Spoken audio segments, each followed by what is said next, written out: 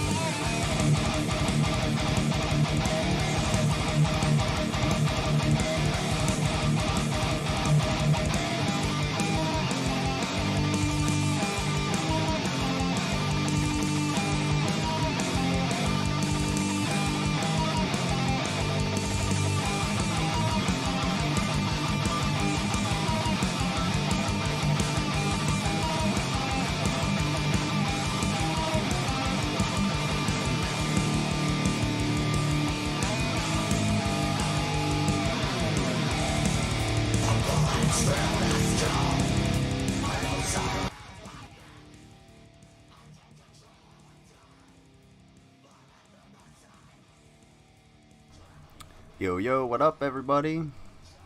What's going on, Rev? Fun fact. Yeah, the card is actually on top of that. Let's see. Boop. There we go. That's actually not new art. That's the original, and the black, the darker one, is one that I actually like modified. So this is the original commissioned art. And I haven't looked at it in a while, and yeah, it actually does look really, really nice. Excuse me. And I think like me adding the black in here really took away a lot of that definition. It do basically.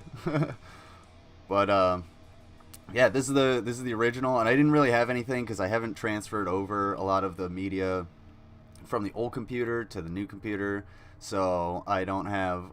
What's up, Slam? How you doing? Sorry I missed your show.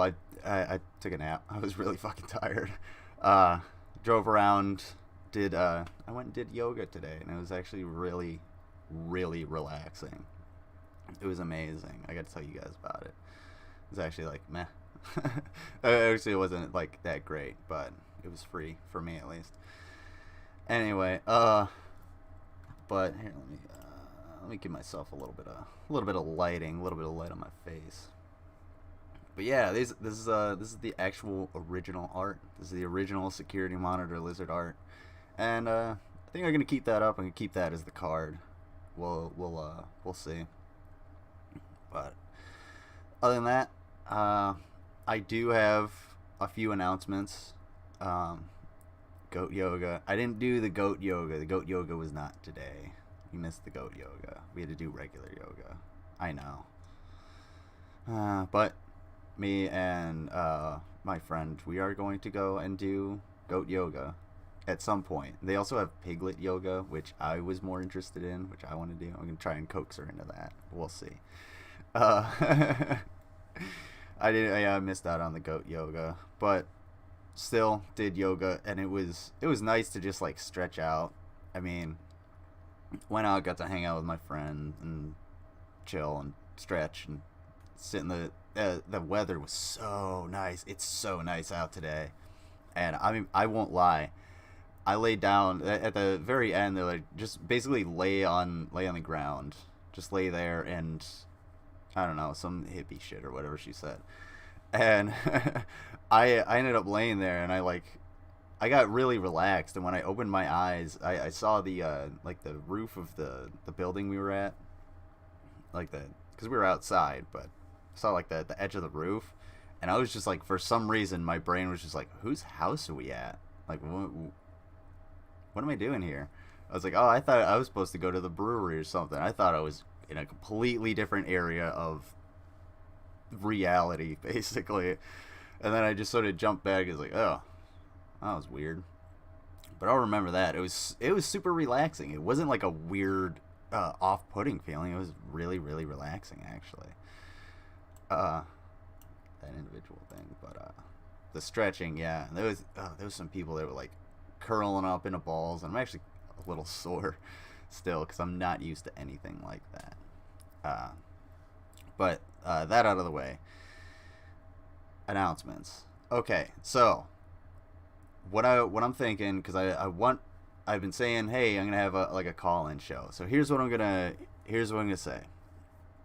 I want to do the call-in either for tomorrow, Monday Night Morons, or for Friday Night Freaks.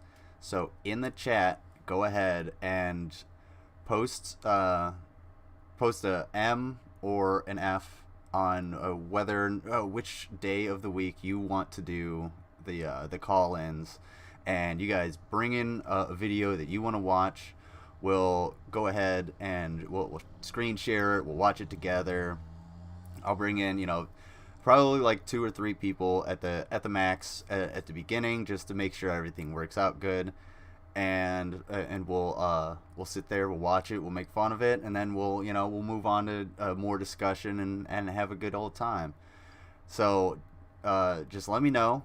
Do you want to do it Type either M or F for Monday or Friday, whichever you guys want to do for that, and we'll do it on that day, and we'll make it more of a regular thing from time to time. I'll schedule that in a little bit more.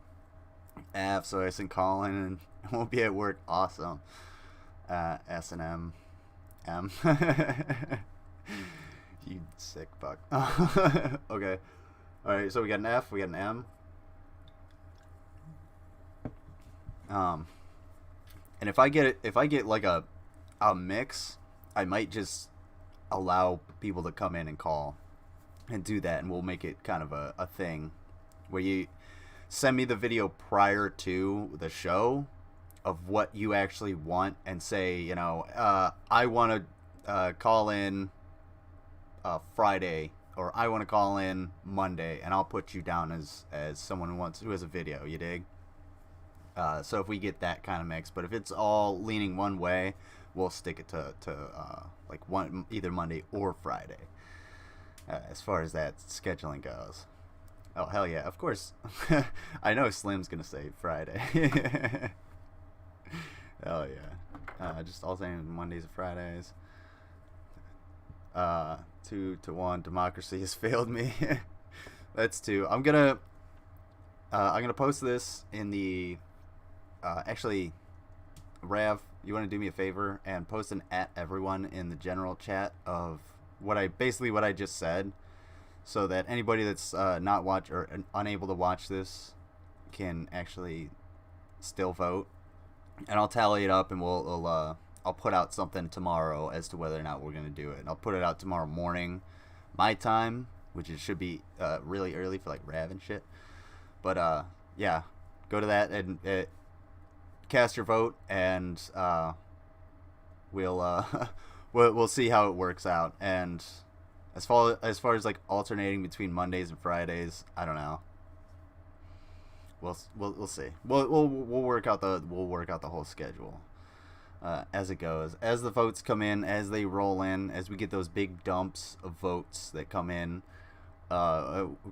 Give me your dumps, and we'll figure out whether or not you're a moron or a freak. Alright. I gotta get rid of my lighting. But I also have to do this. Hey, what's up? Alright.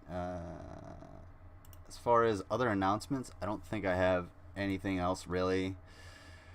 I might be gaming a little bit more. I did Spore yesterday, and I kept playing for quite a while afterwards. And it was interesting. I mean, it was slow going. I was having some issues, and I'll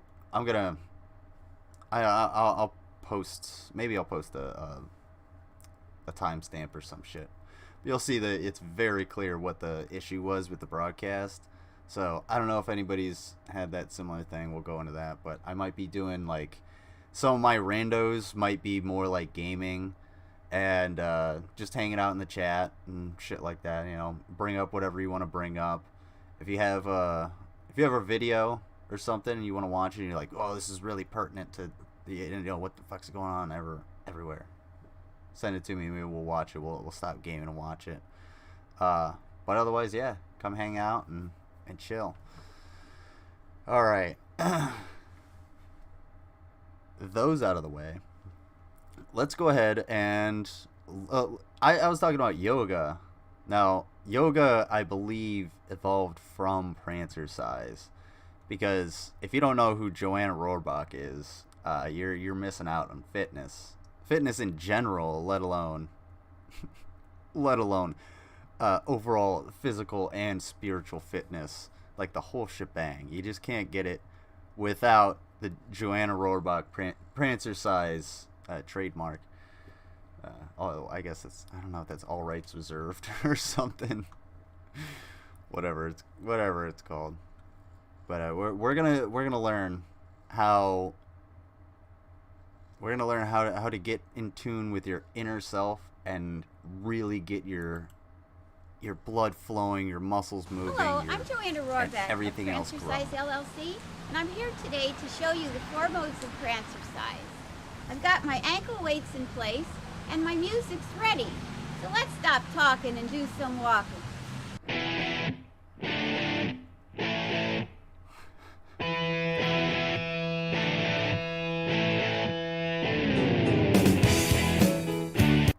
Okay, if you filmed mayonnaise on ham and white bread for an hour, it would not be more white people than this ever. This is probably the most white people thing I've ever seen.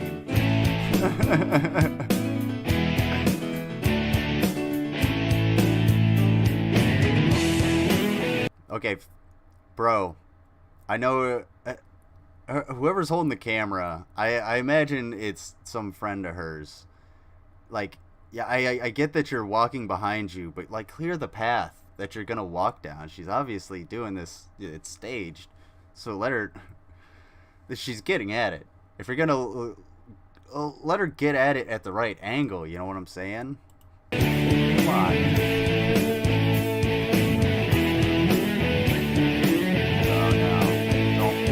Okay, big rookie mistake. Don't ever leave your equipment in the shot. No, sorry, nitpicking, but whatever. I know Joanna Rohrbach is a professional, but this has got to be an early. It's got to be an early thing. Wow. Well, I can't believe the ancient art of yoga was inspired by this lady in the '90s. I know, it's crazy.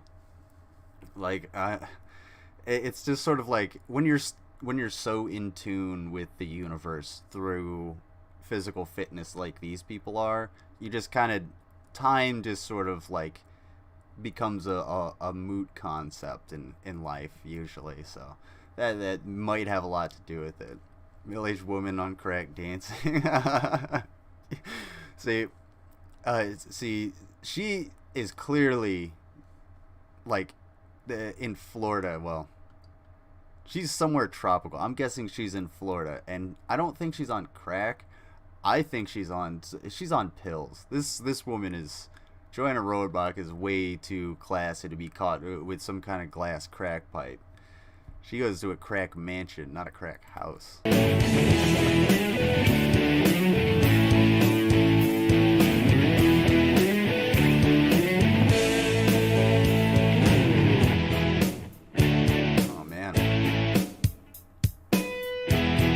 guys feeling it? I'm feeling it. Prance around.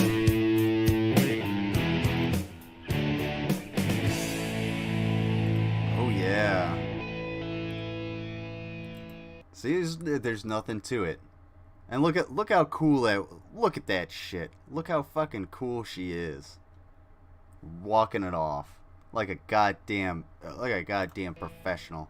Okay, now Master. we're gonna step up the pace a little bit with the Oh, there's still Prancercise more. trot. It's really hot. Do it. Oh, I can dig it.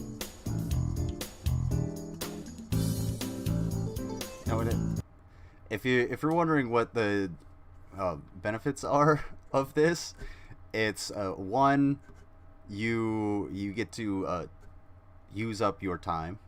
Two, you get to look awesome, and three, you're out of your husband's hair so he can like bang the pool boy or whatever. I don't know what rich people do. I agree, pills, yeah. And diet pills. Oh yeah. I'd say like pills, whitefish, salad, and wine, as well as like an espresso, maybe. Yeah, that's I would say that's her diet. Yeah. Oh, she's on pills for sure. Oh my, oh jeez. I'm already extraordinarily sweaty in my scrub, so I'd rather not feel it. Well, you gotta feel it. This is where it's at. You're not making it. You gotta make the scrubs work. You dig? Make the scrubs work for you. Black coffee, espresso, black coffee. You you might be right on the black coffee, but I don't know. I don't know if she would have. Maybe she sprung for like a Keurig at some point. Maybe there's like a mixture. I feel like her husband drinks like black coffee. That's all they've ever had. But yeah, I don't know. Fuck.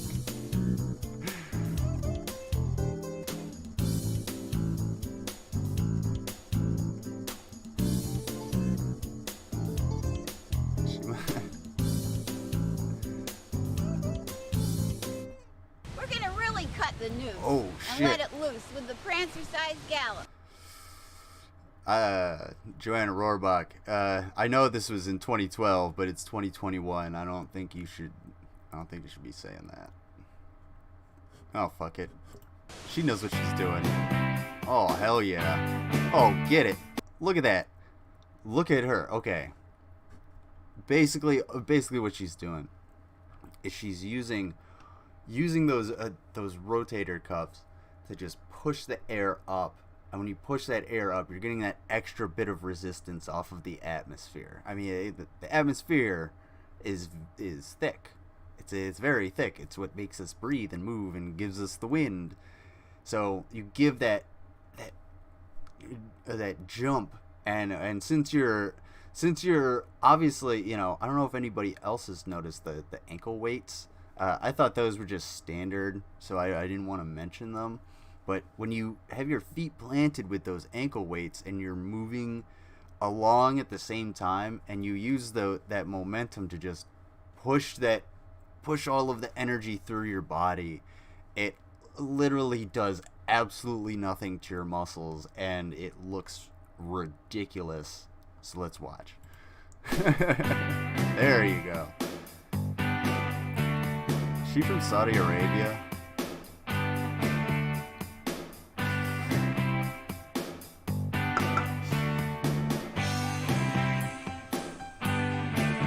Yeah.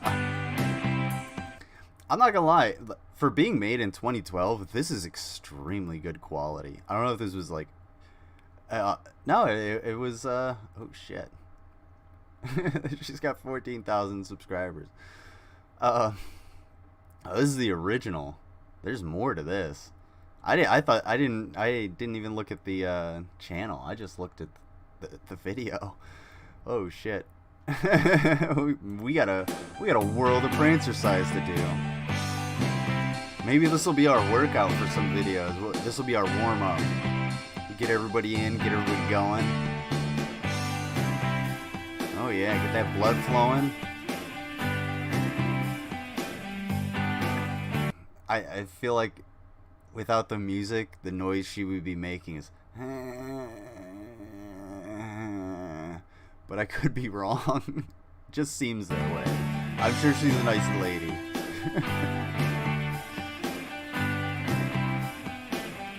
Get at it, lady. There you go.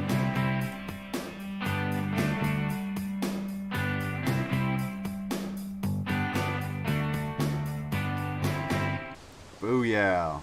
Now we're going to take our ankle weights and put them on our wrists. What? Whoa. This is some level 2 shit I'm not ready for. Alright, everybody got their ankle weights. Go ahead and take them off. Put them on your wrists. I know.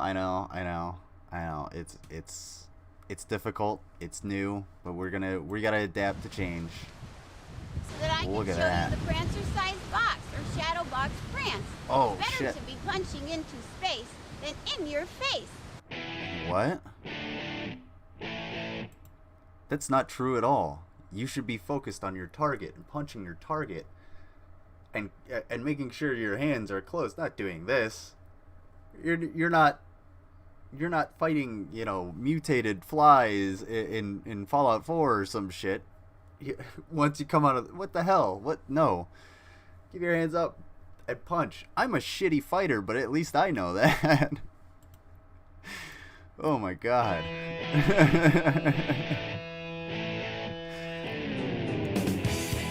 Oh my god. Does anybody recognize this royalty-free cover? What it is? Anybody want to call it out?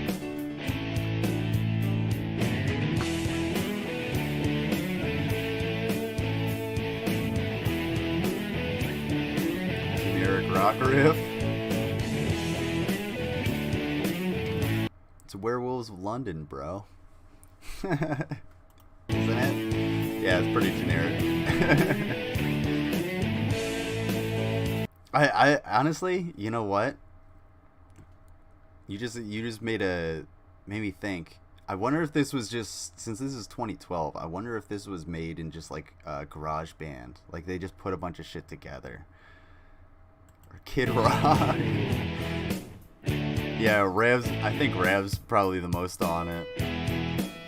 Since we, the non-musically inclined, at least me, I am, didn't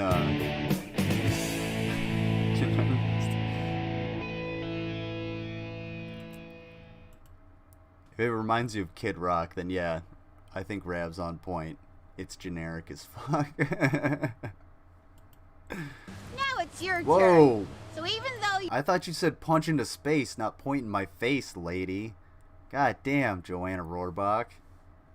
your gait and your rhythm might be a little bit different, the basic moves will be about the same. So get out there and have some fun. Yeah, once you learn the basics, everything else comes naturally. Just like anything else. It's just like you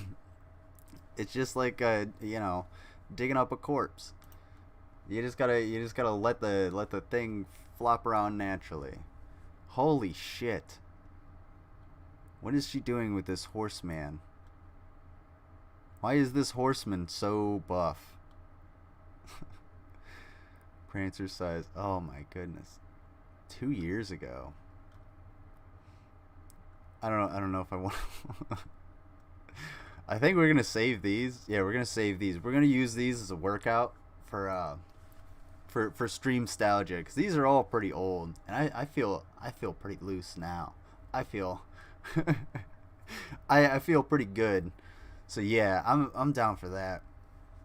We'll save these and we'll watch these, because a lot of them are really short.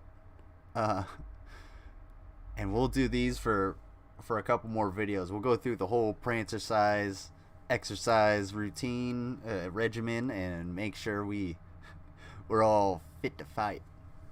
You dig? She looks so crazy. Yeah, that's why I went to here instead of to her face, because thank God. Oh jeez, she fucking, yeah, she is not me personally, like when it comes to makeup in general, like do what you want, but when it's like really caked on, it starts to freak me out. And lipstick in general, like in general, is just weird to me. It's it freaks me out, and I understand like why people have to wear it and shit like that, but or why people want to wear it, but whatever. It's weird. That's my thing. And she's got all of that going on that I don't like in anyone's kind of like how would you call it? I was about to say self-immolation, but that's lighting herself on fire, which is kind of what she did with these videos. All right, so I'm gonna pull a sneaky one on you, and I found this video. It's called This Week, and it's about homosexuals.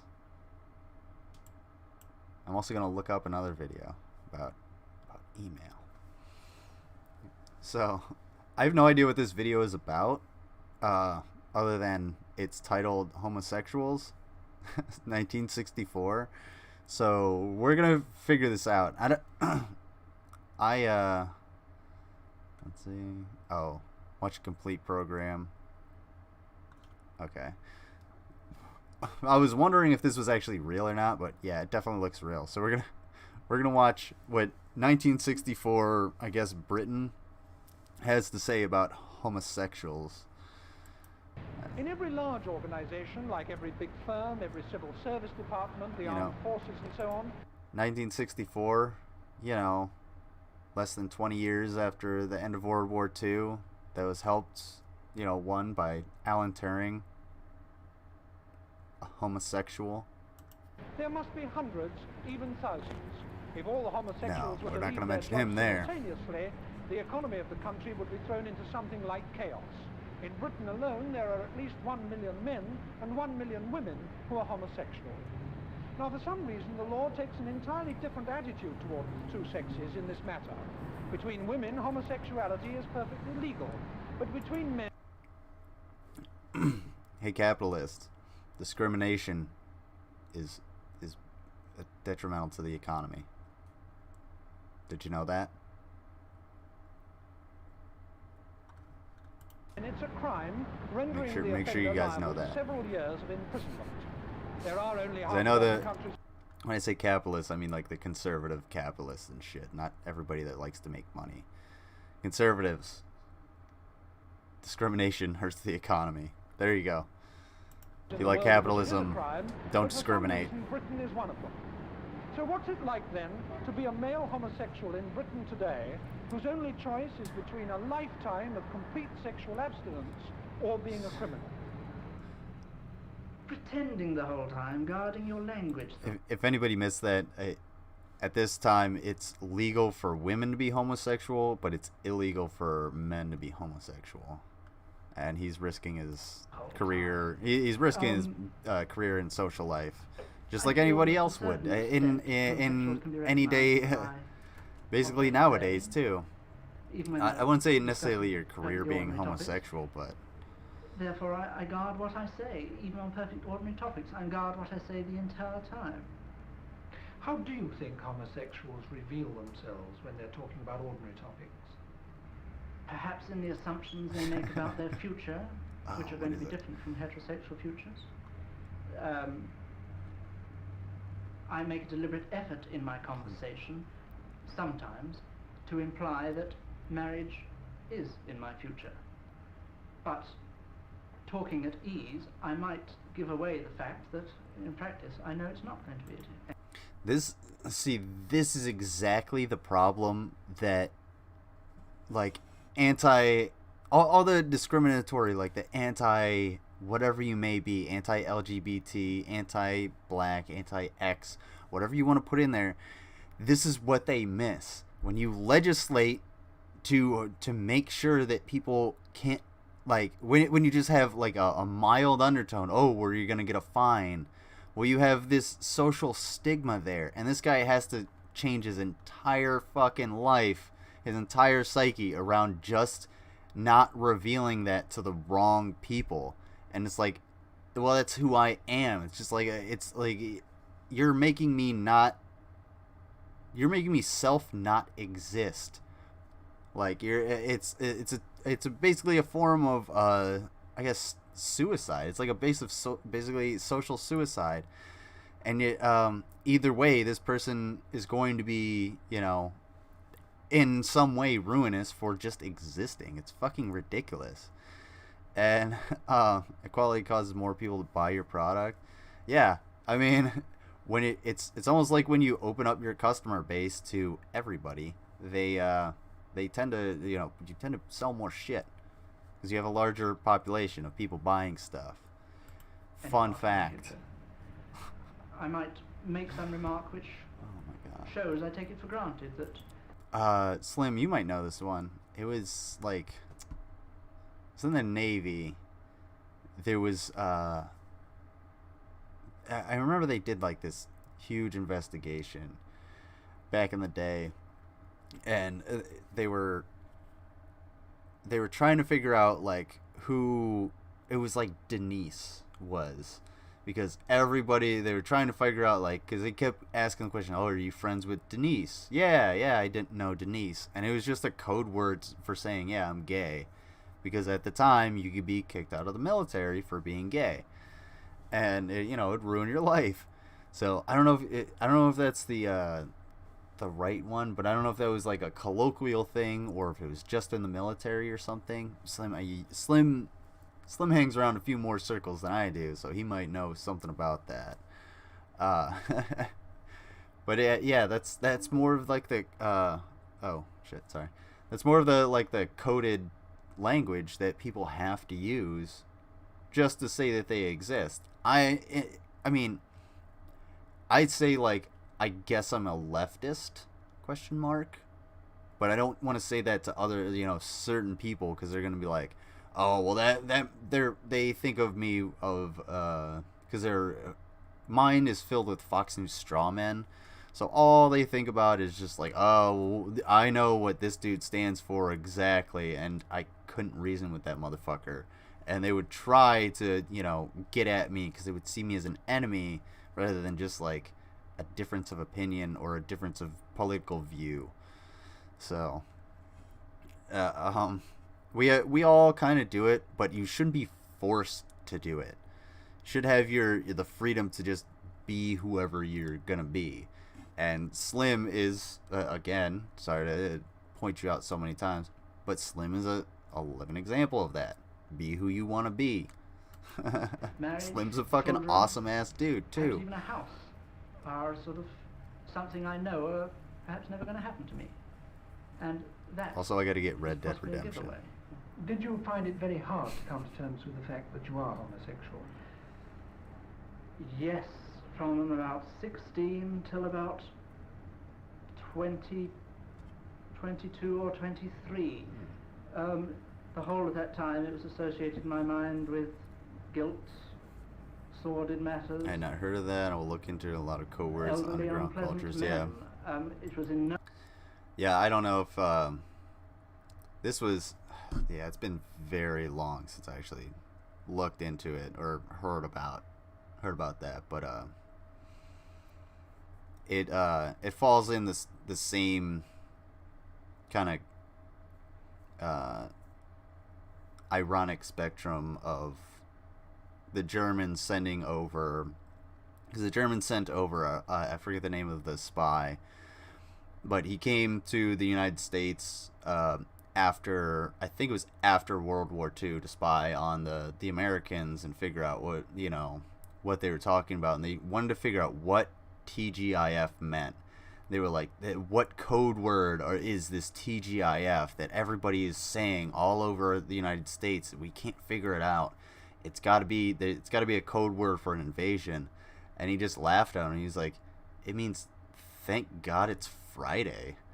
But it's the end of the week. They can go relax. It's just saying, fuck, man, like TGIF. What up, Bill? How you doing? So yeah, and if anybody remembers TGIF, yeah, that was a good time in the 90s. I do not mind you using me as an example. Awesome. I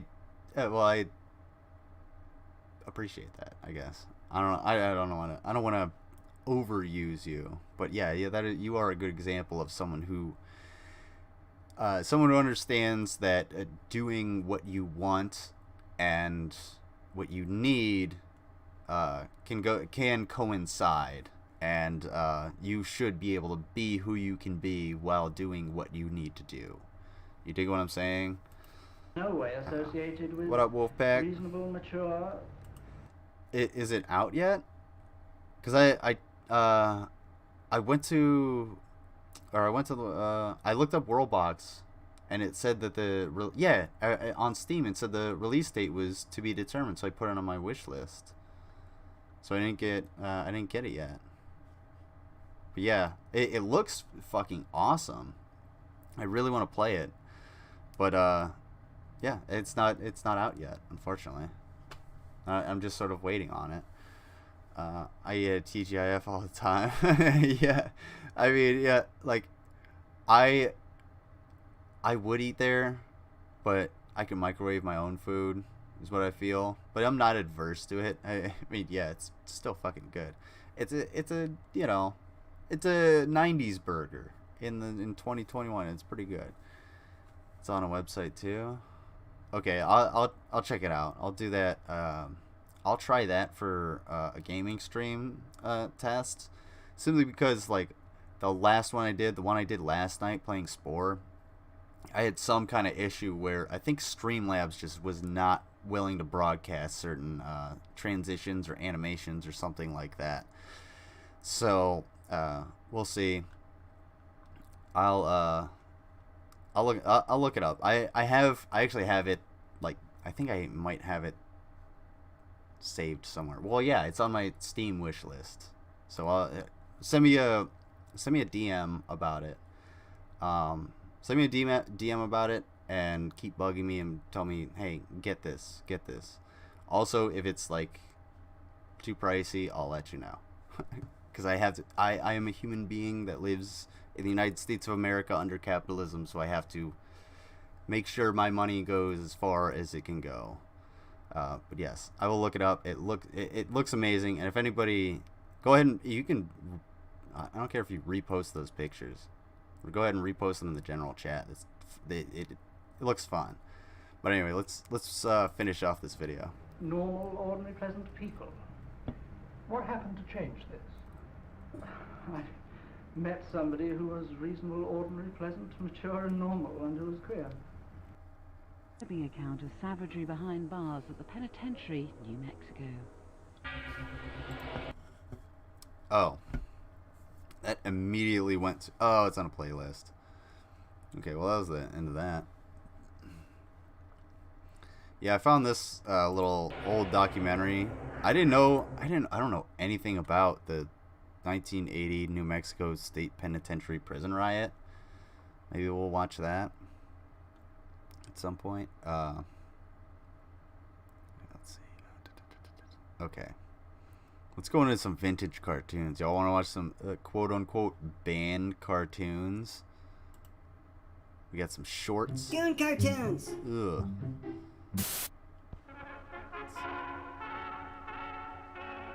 Let me know if any of these came up before, because they're probably a lot of them are gonna look really familiar.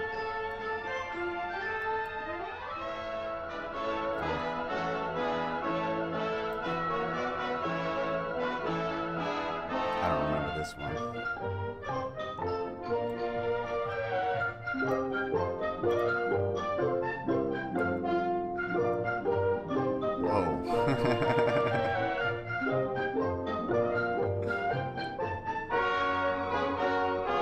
Yes. Santa surprise. Let's see what Santa surprise is. Every once a year when Christmas comes, I pack my sled with dolls and drums, and I'm on my way with happiness for little girls and boys. It sounded really improvised, I'm not gonna lie, but whatever.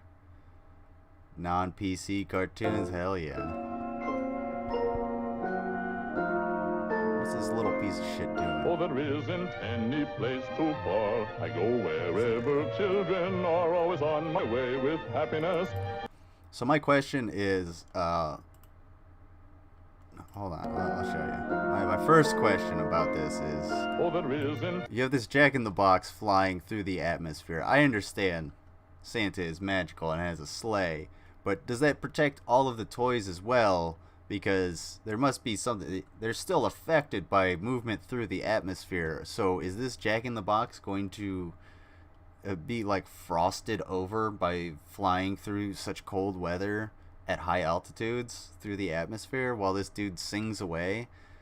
I mean, that would be hell to be plastered with this gigantic smile and then just vaulted through the atmosphere at breakneck speed only to be both burned and frozen at the same time.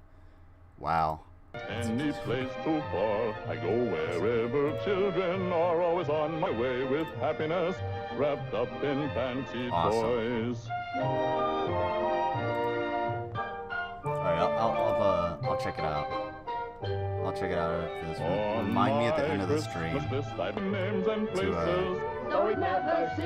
check it out, and then I'll see if if I can download it, and because it'll probably take some time to download it. What? Little.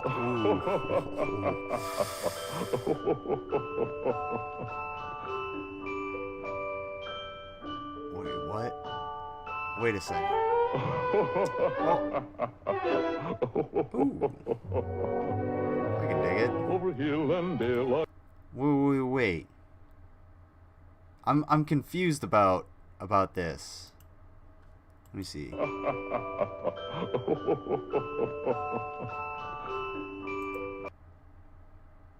Oh, okay. She's a little asshole. So they cut a hole in her stocking to put all the toys in a basket and give them away. I think that's what they're saying. Cause like my first thought was like Mom, Pop, little Audrey. It went into the basket. I thought, you know, it was gonna go to like an empty bed or something like that, or an empty crib, or and it's gonna talk about abortion or miscarriage. Oh my god, this video is too loud. Oh, sorry. Let's see.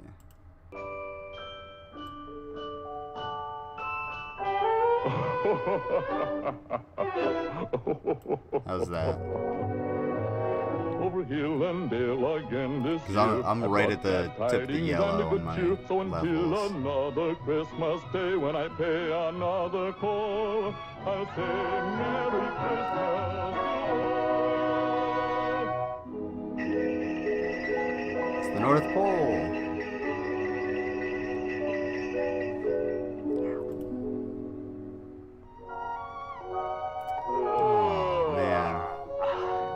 Take a lot of energy out of you being fucking Omni-Man.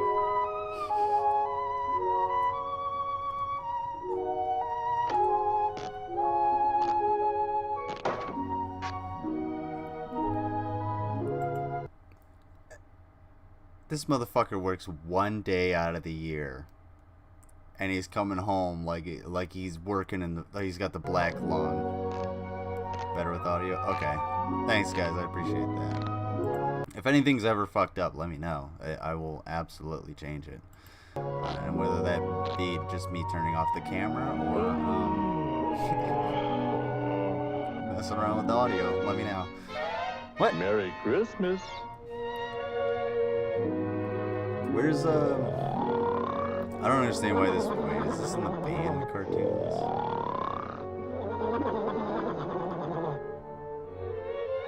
Oh. I bet he's asleep now, I bet you. That's why, yeah, she's a little shit. I knew it.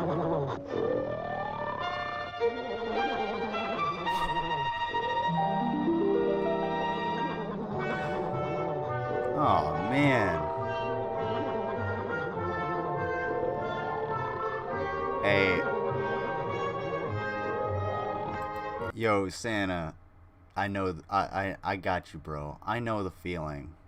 I know how hard it is to like be a creator and want to help people and have like a full-time job, you know, and to, you know, live in the cold as well in a small house. I got you.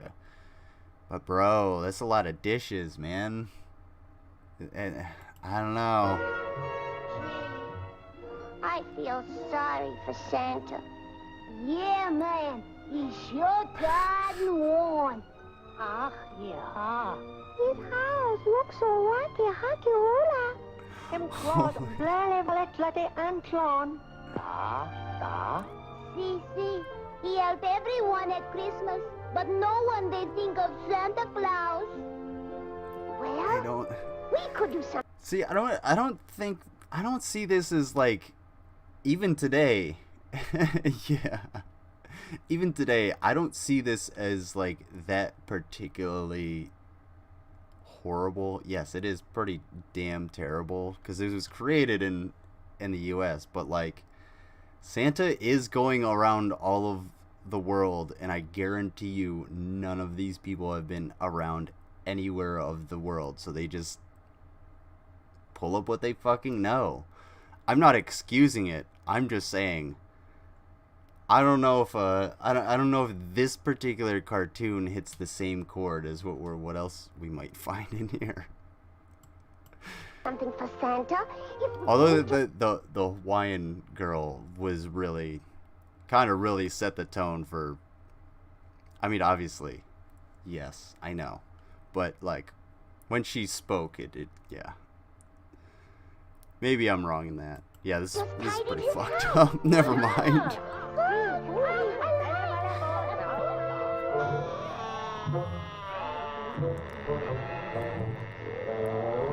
$10? Oh, sweet. Okay. That means I have, I can roll over $15 into the next game purchase. As I said, in the next game I want to buy has to be between, you fucking little Dutch asshole. Take your fucking wooden shoes off, you moron.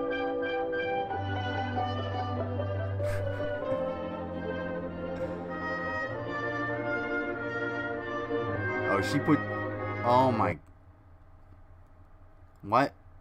Why wouldn't you just take his shoes off? Just take his shoes off and instead of somehow... Where did she get those pillows? Where'd she get those pillows, guys?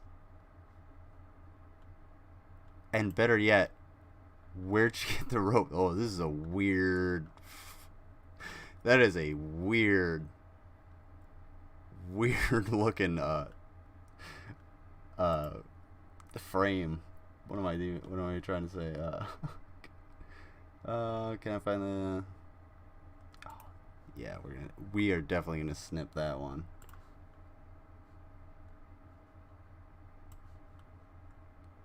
Squanch it. Okay. Good enough. But hold on, guys. She walks over there. She walks directly to him.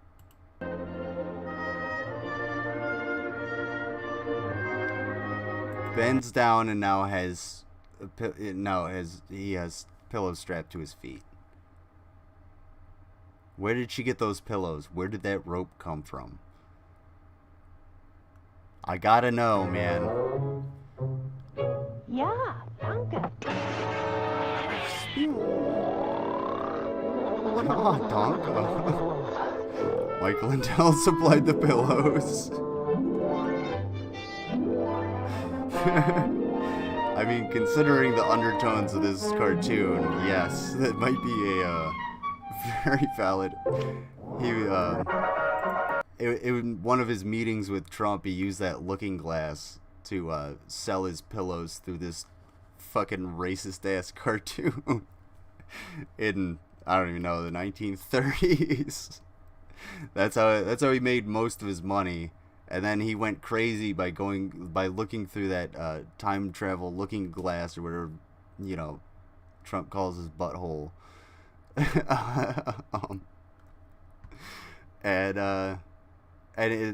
got addicted to crack, and then he had to smoke most of his money away. That's why he's not a billionaire. He's just a multi-millionaire. Inquiring minds want to know.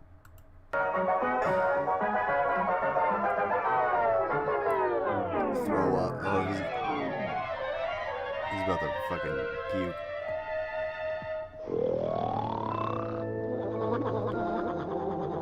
He's fast asleep. Come on, kids. He's got a recharge, dude. We wanna do something for Santa. You little asshole. We're just yelling at everybody to be quiet, and you strap pillows to that Dutch boy's feet. And now you're gonna go ahead and sing? What the fuck? God, this little girl is such an asshole. No wonder they're donating all your toys. We wanna make a real big fuss. We wanna do something for Santa, 'cause he's always doing something for us. I'll polish pans that are rusted, give everyone shiny face. I'll see that the furniture's dusted, and things in proper place. Oh no. Oh no. I thought the young Hawaiian girl was an issue when they let her speak for the first time, but her using her both her hula dance and grass skirt to sweep up sawdust off of Santa Claus's floor because he's passed out from delivering toys. Yeah, that's a new level. That's a woo. You might want to You might want to not be so direct. The 30s. Okay, never mind. I don't... I'll shine his shoes with a boogie beats, and here's the reason why. Oh, we know we owe much to Santa for making every Christmas.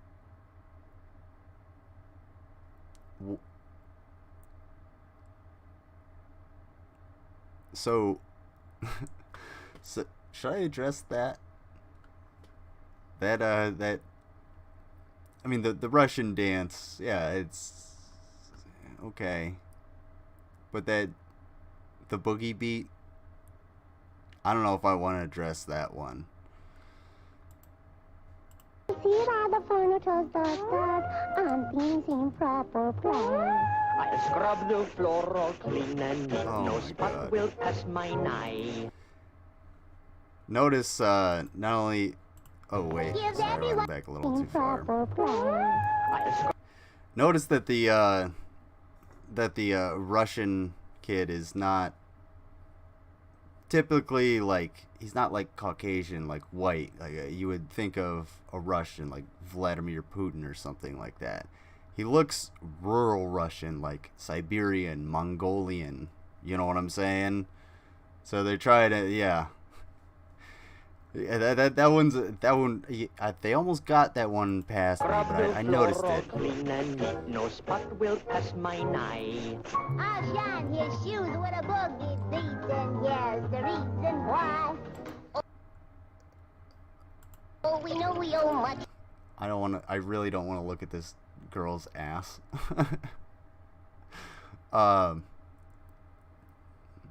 Yeah, I'm just gonna let that one sit on its own. Yo, what up, Blaine? What up, Seafish? How you doing? Alright.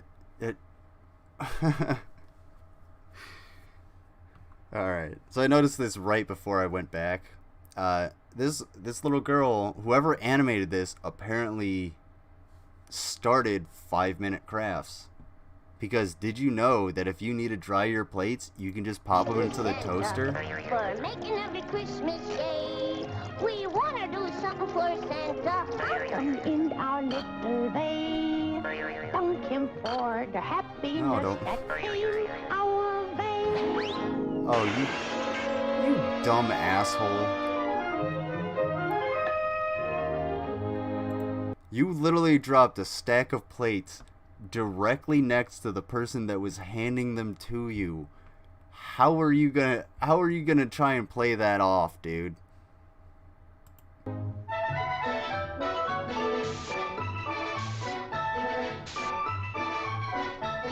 my fucking god. This is...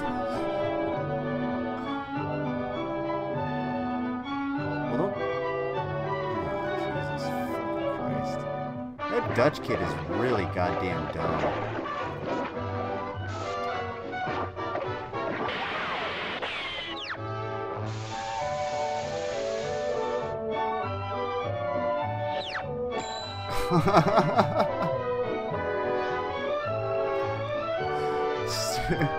Hey, Streamstalgia was your idea, Seafish. Don't you start. Don't you start. I'll have your badge for this, Hoover. Okay? We know we owe much to Santa for making every Christmas day. We want to do something for Santa, huh? And To better answer your question, good old-fashioned racism. Oh, for a second I was like, what happened to Santa?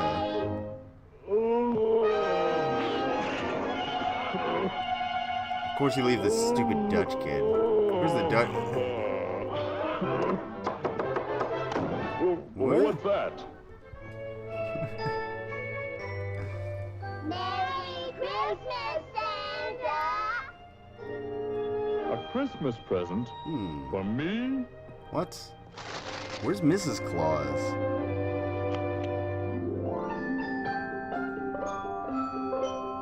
How did they make this? Okay, how did these kids make this? How is this thing made? Did they use Santa's magical workshop? Do they now have magic powers? Like, how does Santa's magic work? Does it just, like, is he able to use it? Did they gain some sort of, like, evil power? Did all of these little multicultural children sell their souls to the devil in order to bring joy to Santa, and now they're going to grow up like empty husks, just wondering why they don't die or ever get sick. I don't know. This is terrifying. This is the most terrifying cartoon.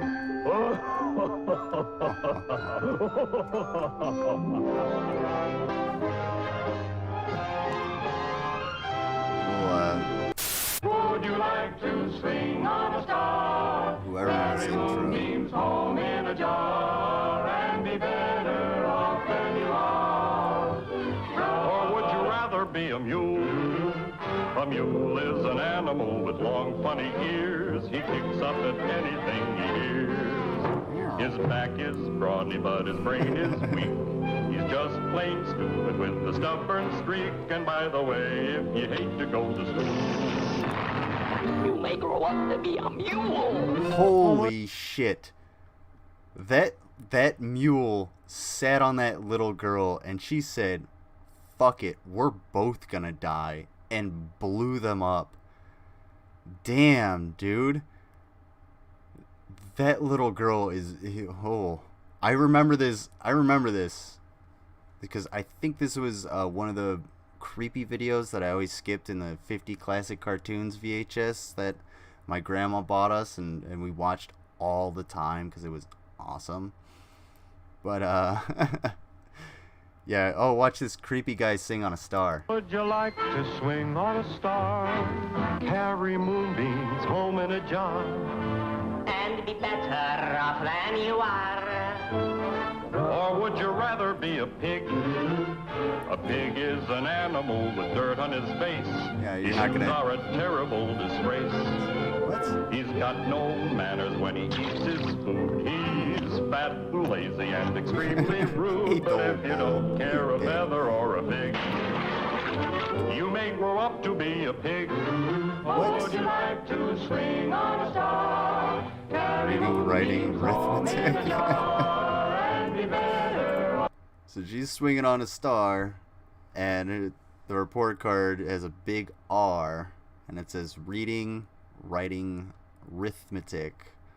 And yeah, they're all spelled with the one R. Would you rather be a fish? A fish won't do anything but swim in a I think that barn is the thing that freaked me out the most. Oh, he got a dunce cap. And though he's slippery, he still gets caught. But then if that sort of life is what you wish, you may grow up to be a fish. I don't want to be a All the fish. monkeys are in the room. Every day you meet quite a few. So you see, it's all up to you. You can be better than you are. You could be swinging on a star. Stay in school, kids. Welcome to school. It's lots of fun. Hip, hip, Hooray! Yeah, learning is fun. Writing, Jesus Christ, writing. Did you miss the arithmetic as well?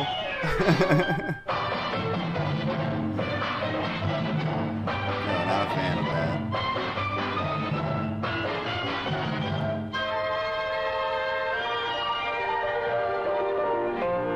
Oh, she Oh, did she graduate to death? What's the end of school? Anybody that went all the way through and finished all of school? Is that what's there at the end? Because I can get there a lot quicker than going to school and going into debt. Oh yeah. The original intro to this is she skipped school and went fishing because she was like, I'm a little badass. You know. What?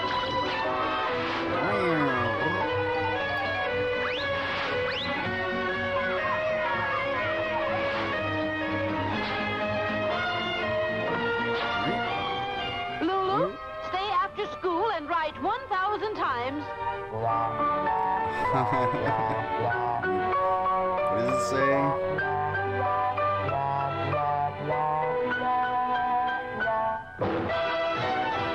Oh yeah. Work smarter, not harder. There you go. That was weird. Yes, I did die as soon as I graduated. Well, I'm glad you're still here. Flopping around on the keyboard like, you know, some undead zombie. Somehow participating. She was murdered by the teachers for skipping. Jeez. Corporal punishment's gone a long way. A rotting corpse. It's just taking a long time to like the maggots falling on the screen just sort of type for you. They just wriggling around. You're like, do your thing, buddies. And they're just like, or whatever maggots do. Alright, I'm gonna put this one on and go use the latrine real quick. Watch a nice vintage cartoon while I... She knows her proverbs A to Z and knows the good they bring. But when she has to follow them, well, that's another thing. Oh, little Audrey says, while the sun is out, make hay. Though she's not immense, there's a lot of sense in what little Audrey has to say.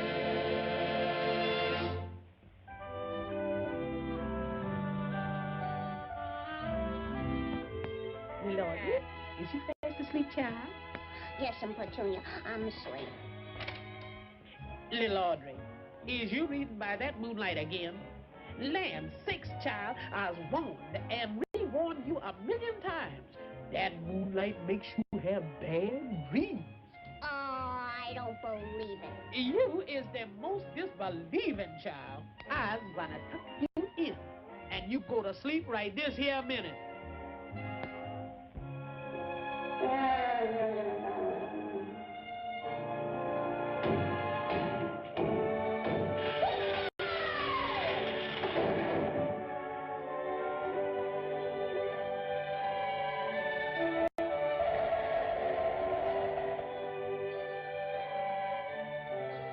It isn't raining rain to me. It's raining dimes and nickels. Enough to buy a lot more potato chips and pickles.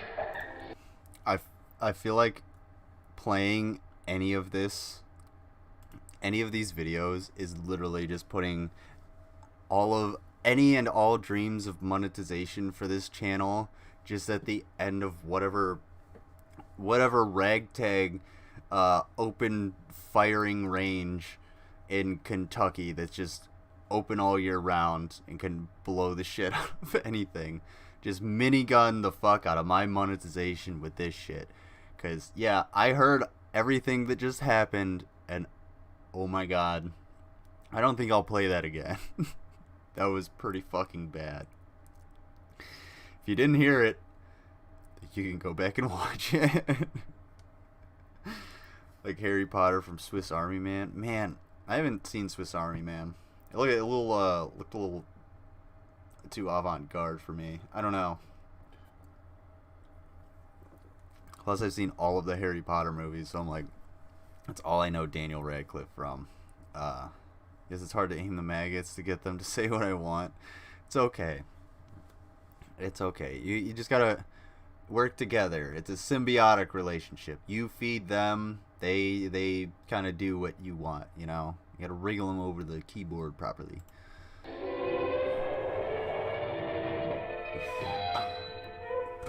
Oh, damn.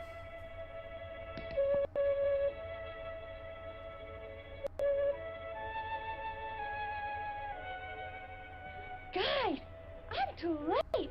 What'll I do? What? Oh, did she die in her sleep? Say, who are you? Is she having a... And what are you doing here? I'm a lost dream, that's who. And I'm at the Seen last Swiss book of Army Greenland, Man. That's what. That's terrible. Maybe I can help you. Oh, boy. You would? Gee, I mean, would you? Sure. Come on.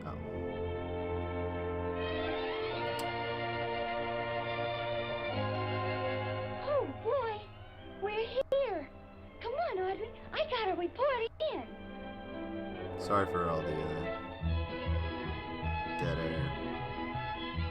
They scrape off the stardust and keep the stars shining. And here, they fix dark clouds. If you're new, check out the Discord. You can send me videos there. You can watch them. I think we're gonna move on from this particular one because I'm a little bit removed from it. Since I had to go to the bathroom. Behind bars at the penitentiary, New Mexico. Oh, okay, that's why. Because I was on a playlist. Duh. Alright, we got time. Yeah, we're only an hour in. We got more. Those. Ooh. We got more band cartoons. Goon cartoons! This throws me off.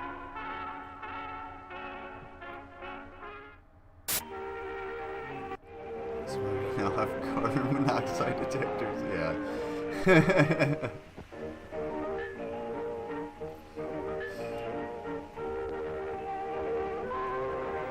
Little white orphan. Oh wait, did we watch this one? We did watch this one. For Streamstalgia. Yeah, we definitely did watch this one. Cause why you got so many fucking kids? Did I? Let me see.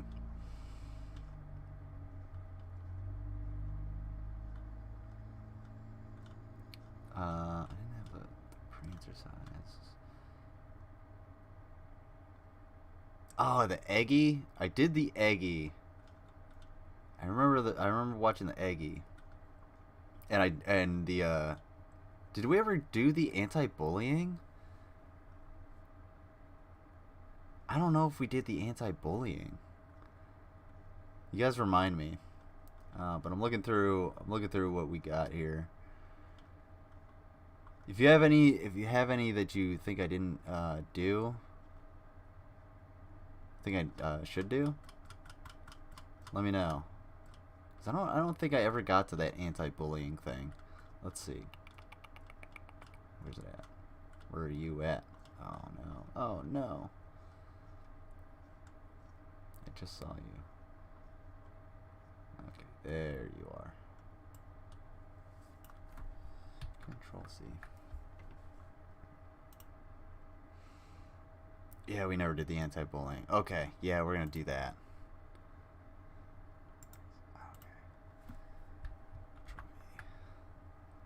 Boink. Let me watch this one, yeah. Percent. Whoa. Okay, don't do that. I want to throw up now because that's way too intense of an intro. I got FML Tav, the atheist veteran. He called me out. He called me out a little bit because I was like, hey, I was trying to I critiqued his gave him an honest critique of his layout and stuff and what I saw and everything. And I tried not to come off as a dick because I do nitpick the fuck out of like channels, but usually when it's like a shitty channel, usually when it's really shitty, like this. Yeah, I'll do it to people like Steven Crowder. But that's more like why he's wearing that dumbass holster, you know? But things like this, yeah, this is just really bad, like animation and continuity. Don't do this. Think cool. Act cool. When you're bullying. Be cool. Wait, be cool when you're bullying? Did they say be cool when you're bullying? Shit, that's easy because you're bullying somebody. People are gonna think you're cool usually, unless you're bullying the disabled kid. Then it's like, whoa, dude's already disabled. Like, why are you fucking with them? You know? They just watch episodes of this show all the time in grade school. There's more than one episode. I feel like this is being played on someone's like projector or something like that, and he's just filming it. Maybe it's on VHS only, and he doesn't know how to transfer it, which I understand, but this is weird. There's also a little cat mascot who would occasionally appear in animated form. Oh, is this the origin of Cool Cat? Maybe this is where Daddy Derek was like coked out in a motel room watching these VHS things, and he's like, oh, I got the Cool Cat. I got it. I'll do this. I'll figure out what Daddy Derek plagiarized to create Cool Cat. That would be awesome. We should. Liberty Kids. Is that that?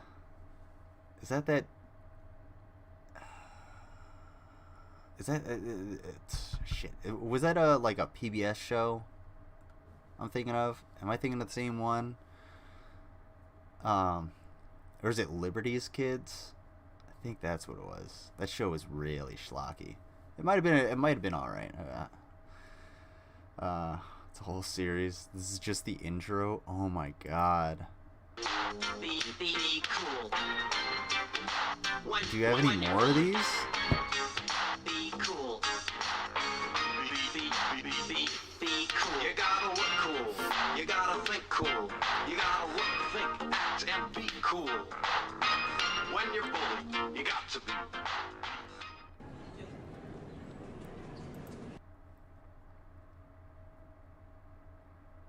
I've been here so many times. I've been here so many times with like not filming children at a school, but like in this production. I get what they're doing. Like they have these actors are horrible. This is gonna be so bad. Yeah, I think I know what you're talking about. I don't know how bad it was, but yeah, maybe we'll check that out. Send me a link to something. And Blaine, definitely for sure send me more of this, because this is about to be awful.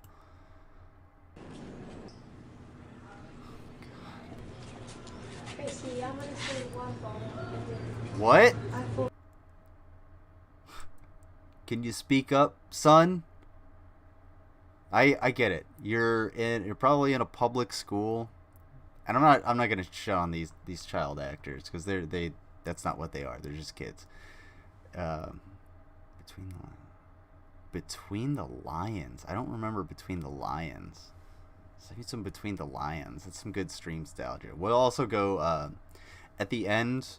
Is what I'll do is I'll have you guys tell me place and date, and we'll go around through time and around the world the last like half hour. Between the Lions, Between the Lions. Okay. You have to have your actors either speak up, or I mean these people probably just don't know how to use the equipment, because they probably think, okay, well, I just rewind it and then I'll shoot it again, because this is 2017. This was definitely shot on an SD card. No. And not only that, but you can clearly see that they're editing on the go, and they have a very, very basic understanding of the 30-30 rule. And the 30-30 rule is basically you start at a point on your subject. You get one shot, say your establishing shot, and then you go 30 degrees either left or right of that individual, and 30% either closer or farther away, and that gives you that transition, that little bit of continuity that they were trying to create here, which did not work out because they didn't have the room, thanks to this wall, to actually do it. Tracy, I'm gonna say one ball. I'm 14.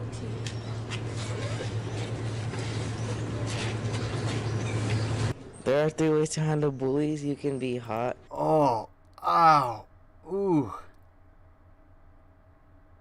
B-tier reading rainbow.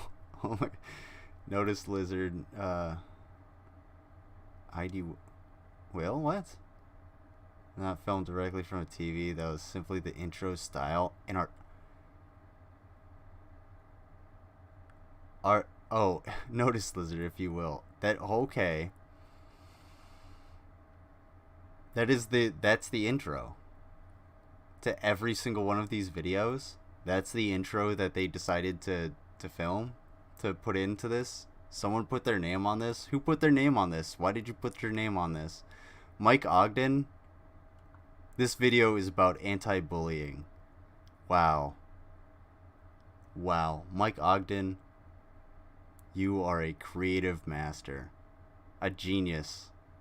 A true god among men when it comes to the visual and literary arts. Clearly. I imagine he's on a speaking tour somewhere. That's why he has the comments turned off and such. Oh my god. This girl is like, fuck. She's like, I fucked up my lines. All you had to do is grab a bottle of water. You're not going anywhere anyway. And what's this kid's deal? You steal my bottle of water? If this happened in most schools, yeah, you probably would have been... Kid probably would have turned around and just smacked the shit out of him. You can be cold, you can be cool. Let's see what happens when Calvin has a hot reaction. Hold on. There are 3...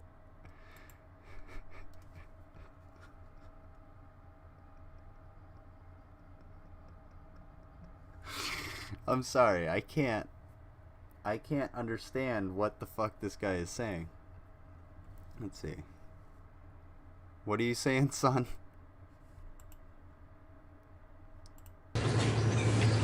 There are 3 ways to handle bullies. You can be hot, you can be cold, you can be cool. Let's see what happens when Calvin has a hot reaction. What? Oh, okay. There are 3 reactions you can have when you're being bullied. You can have a hot reaction, you can have a cold reaction, you can have a cool reaction. Let's see what happens when Calvin has a hot reaction, is what he said.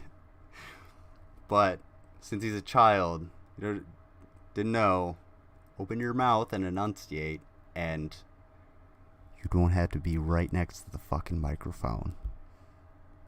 It's true. Also, it's probably a really shitty mic. They're probably just like, here, talk into the microphone on the camera and get good audio. Fight, fight, fight, fight, fight, fight, fight, fight, fight. Kick his ass. Kick his ass, Maybe Calvin. it didn't work for Calvin. It only made him get more in trouble. What? Calvin's a serial killer looking motherfucker right here. I'm not gonna lie, dude. Calvin, bro, chill. You be alright. That wasn't a very hot reaction. Honestly, Calvin's a pretty big dude. He could have put this kid on the ground easy. Although he's got them big old clobber knockers at the end of his legs. That might be a little... Might give him some extra balance. But then again, it might give him that weight to send his feet over his head and when it goes into the concrete because he was fucking with Calvin too much. Like, bro, Calvin's bigger than you. He obviously doesn't want to be fucked with. Just wants to be an actor.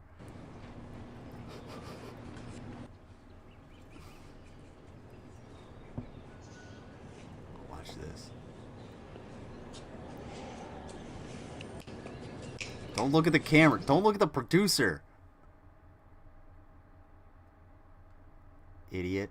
And did you hear that? Did anybody hear that?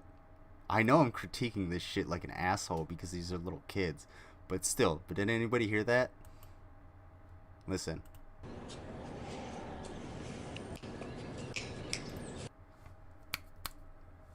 Hey, dude, pay attention, okay? No, you don't ever make noise to get somebody's attention when you're filming something.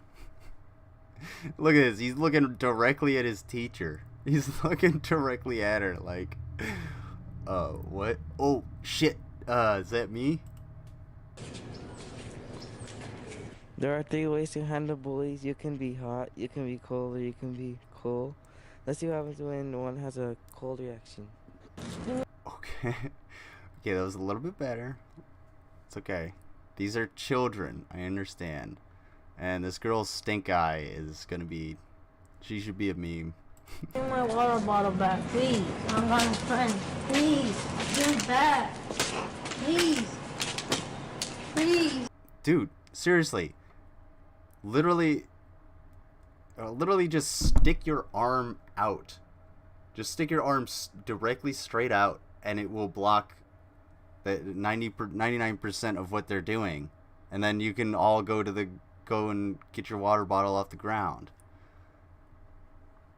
And if anybody questions it, it's all on camera, and your back is turned to the camera for some fucking reason. Being a victim didn't work for Juan. It will only make the bully want to bully him more. It's true. Don't be a victim. Fight back. I like to imagine It's Always Sunny gang wrote and directed this. It feels like parody pub production.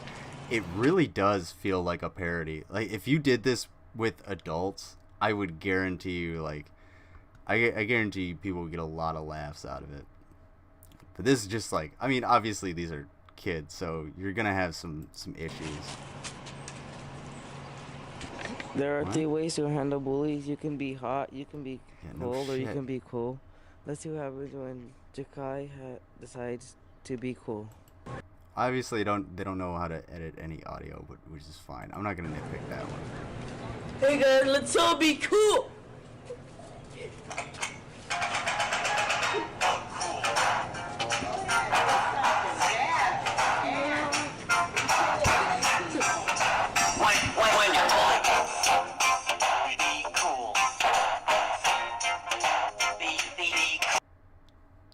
They showed this to you in school?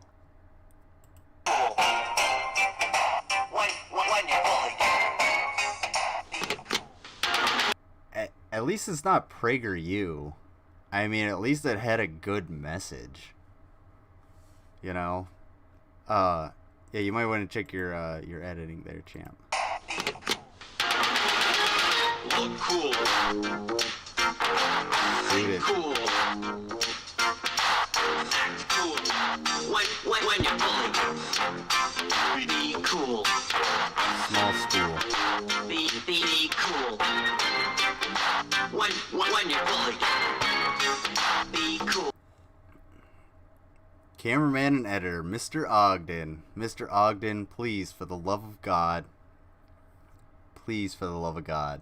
Either come to me for some advice, or stop. Do not show this. Do not show this to people. Oh, wait, Blaine. Wait. Hang on a second. Wait, hold on. This is just the intro. Oh, I missed that message. I straight up asked Derek if Cool Cat was inspired by the Cool Cat, and he's literally said Cool Cat has many influences. Jesus Christ. I mean, that's something to yell. Hey, it's got many influences. Okay, well, you plagiarized the shit out of that.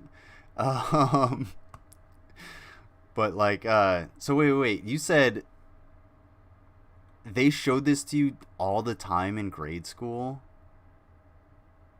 Did you go to this school? Did you go to this school district?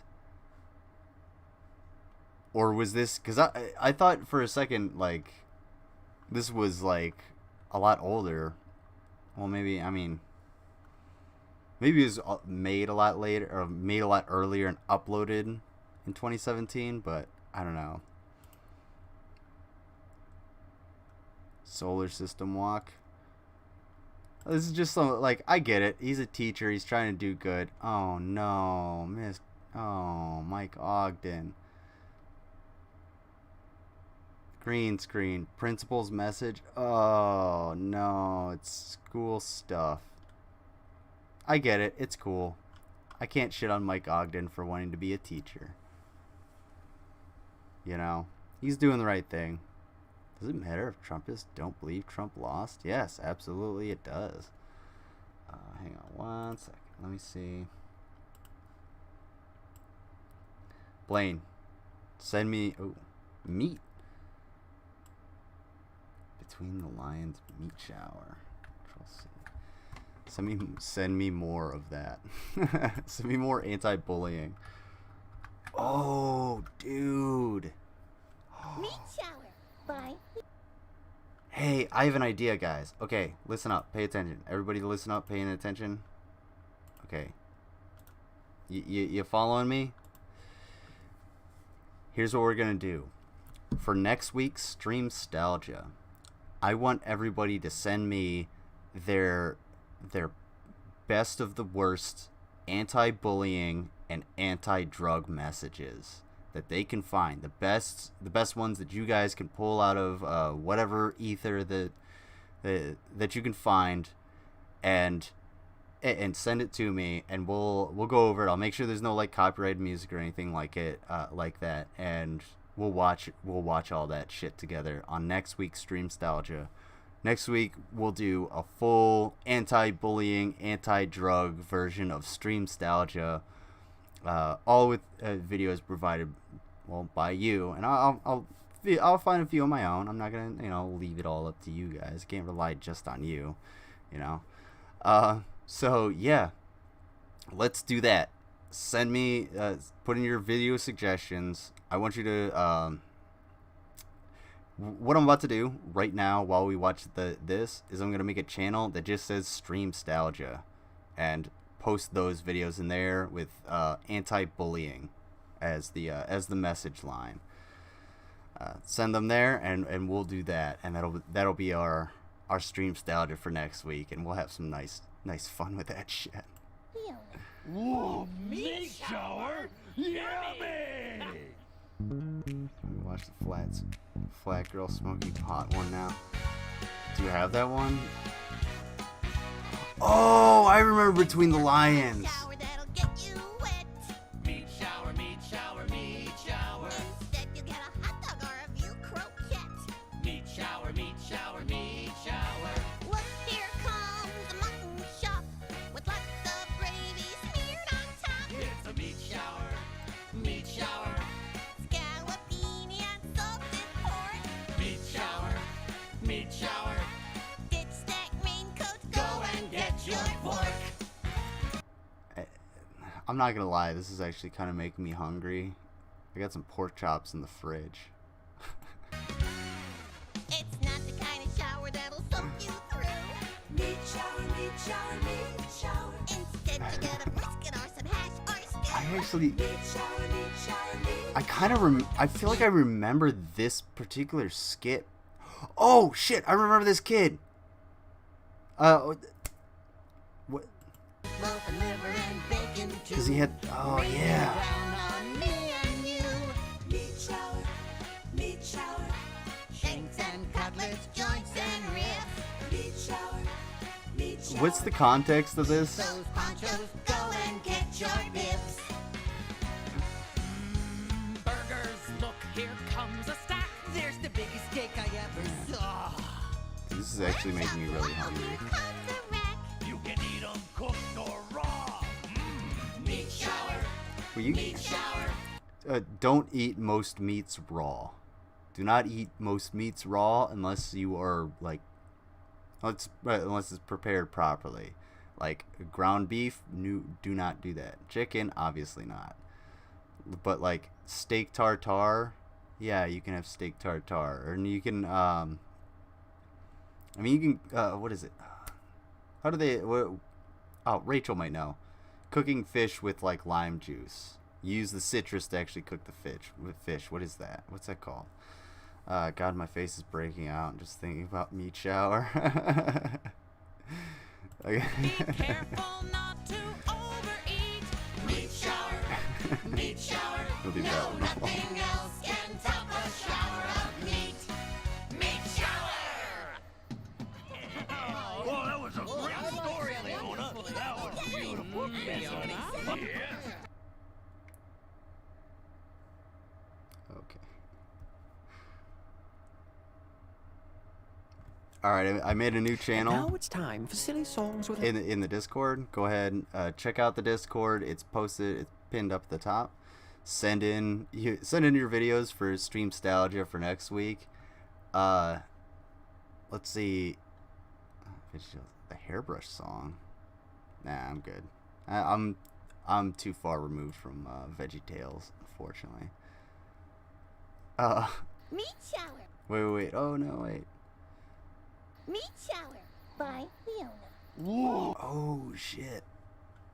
They got a lot more. What the hell? Between the lines. What's cooking? God, I just barely remember this.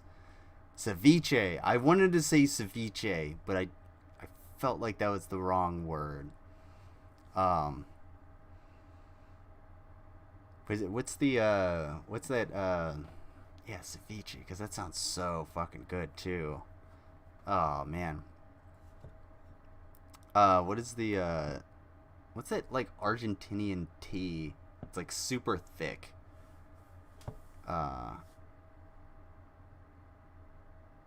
don't know. Hello,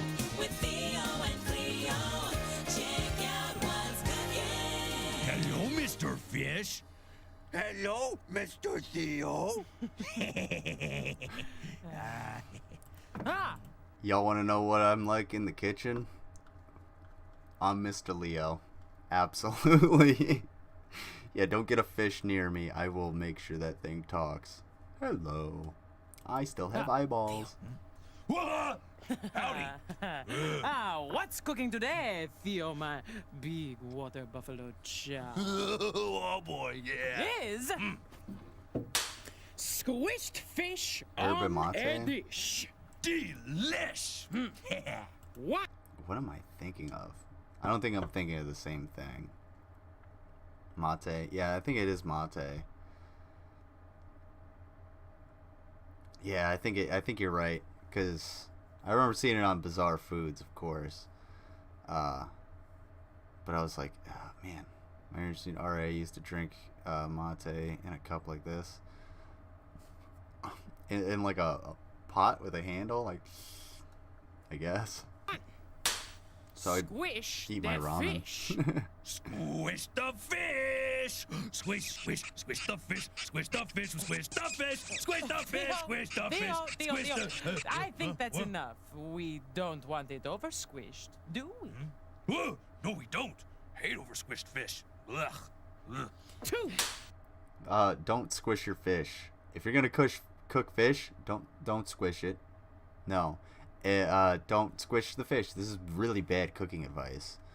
Put the squished fish on the dish. Okay. Put the squished fish on the dish. Squished fish on the dish. Right. Fair enough. We got there. Cook the squished fish on a dish for 1 hour until it is brownish. 1 hour? It's a long time. Why would you cook fish for an hour? I don't know. I don't know if I can think of it like a fish dish that would, like, put in the oven for like an hour. That seems like an excessively long time. But it says until brownish. Why would you want to brown the fish? I don't know. Fuck these people. These lions suck at cooking. No little gourd cup. It just looks like the emoji on Streamlabs is just like a cooking pot. But I know what you're talking about. It's like a gourd with a handle, like that, kind of like a ladle, but not like a pot, sort of like a little type thing, like a cup sized.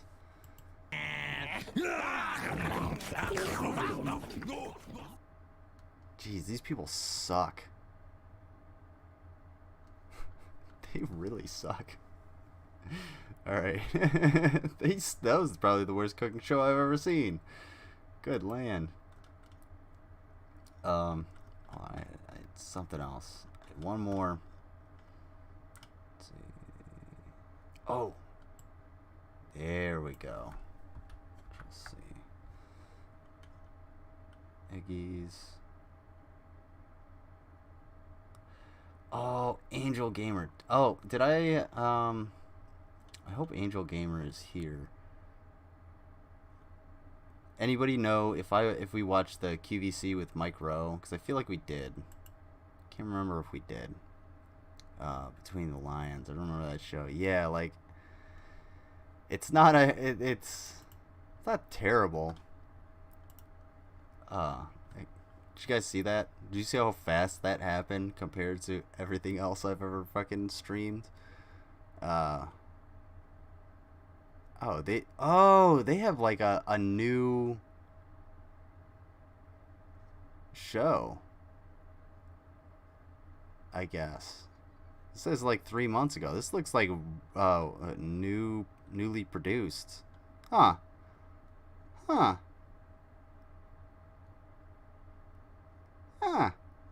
Between the Lions. Between the Lions. Kids say words that begin with TH. With what? With what, dude? With TH, the sound. All right.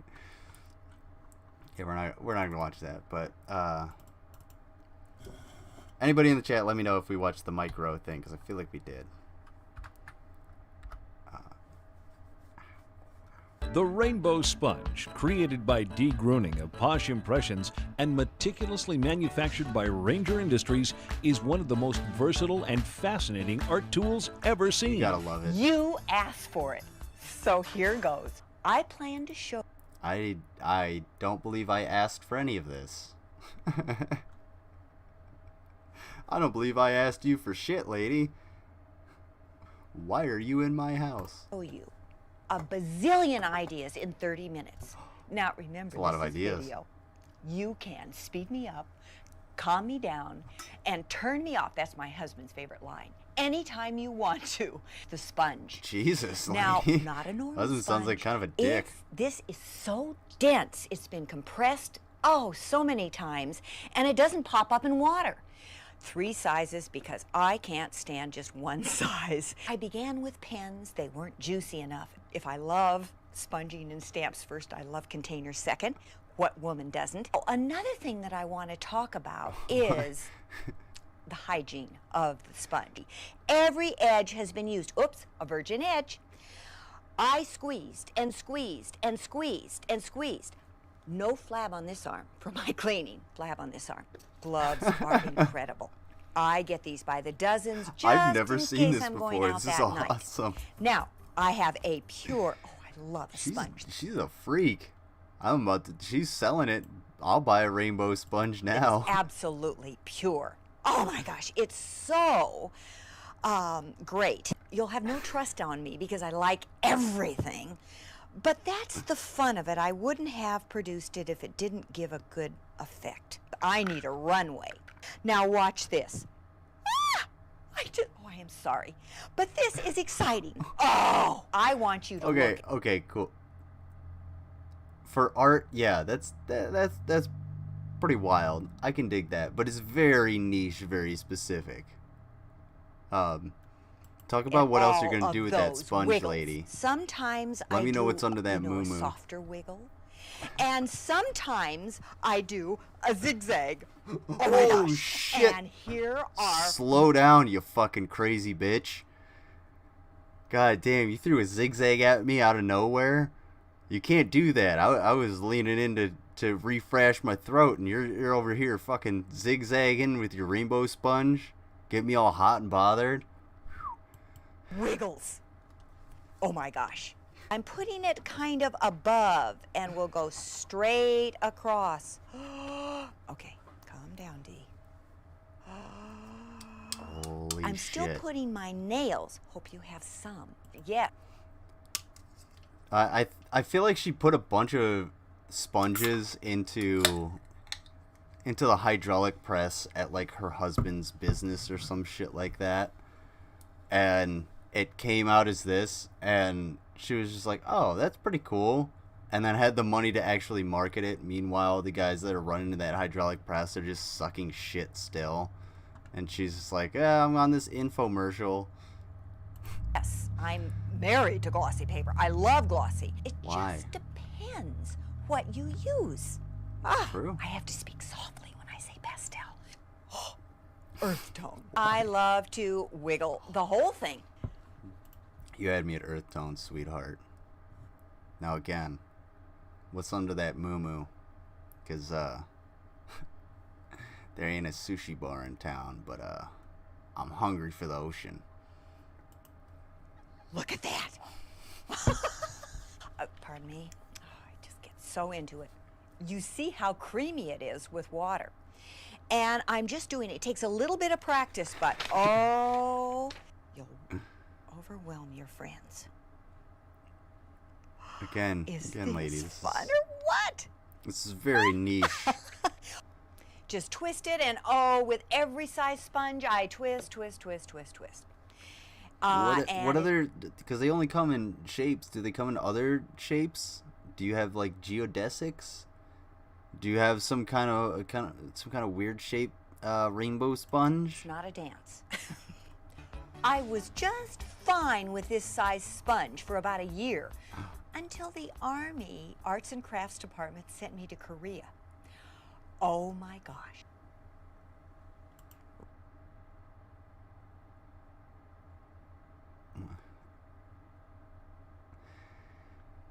The Army Arts and Crafts Department? Now I know, okay,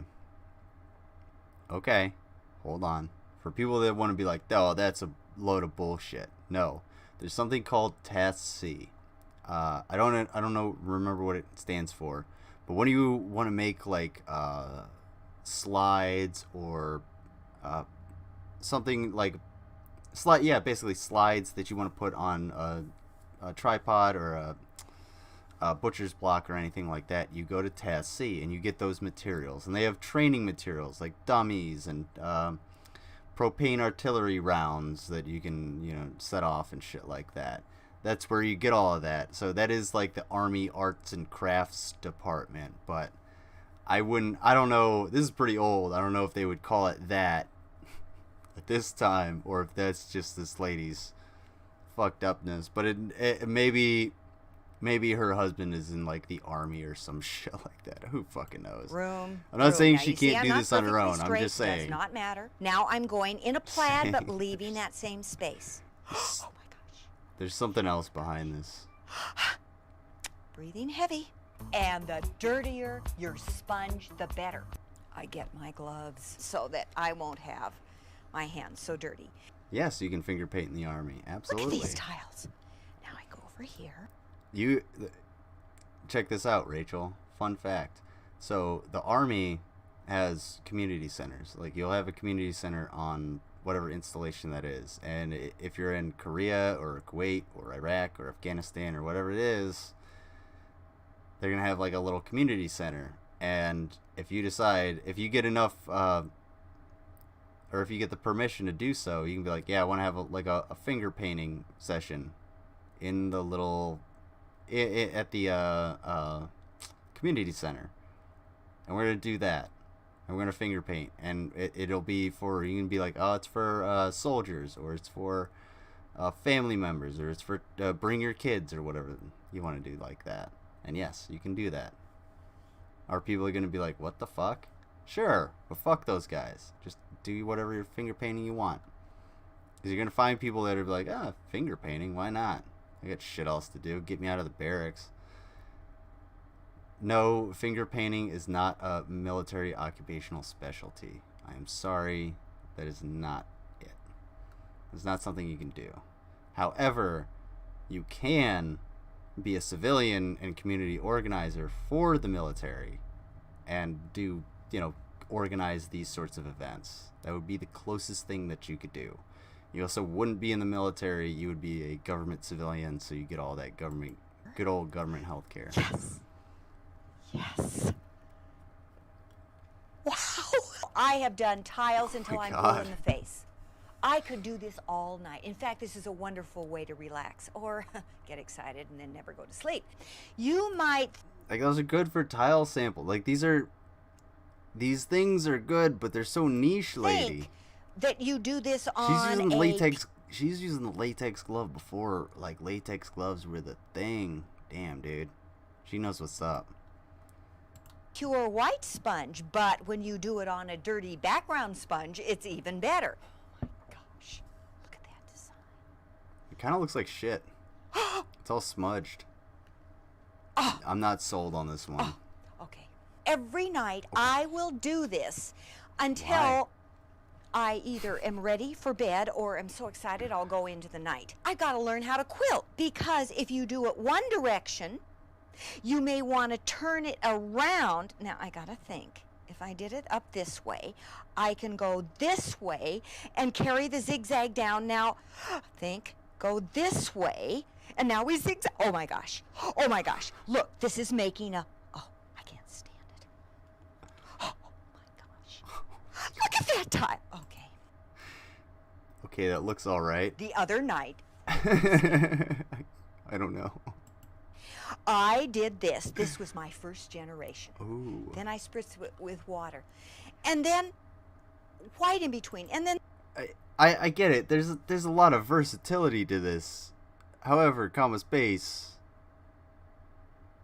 What the fuck else am I gonna make other than these glossy papers? These glossy papers are not inexpensive. They are pricey. If you're gonna buy glossy papers just to print ink on it and not use it for, you know, producing pictures or photographs or anything like that, then yeah, you're wasting a lot of shitload of money.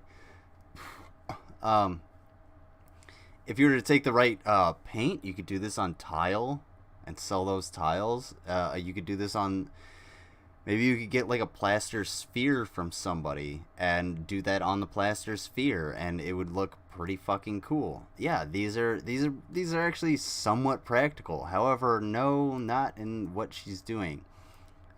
She is coked out, glossied out, spending too much time around too much ink, and not utilizing this properly, I don't think.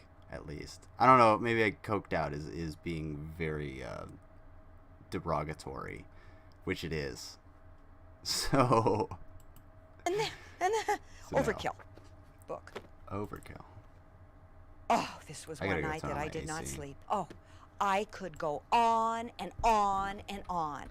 And hold it on the side, and this is a wooden postcard. Yes! What?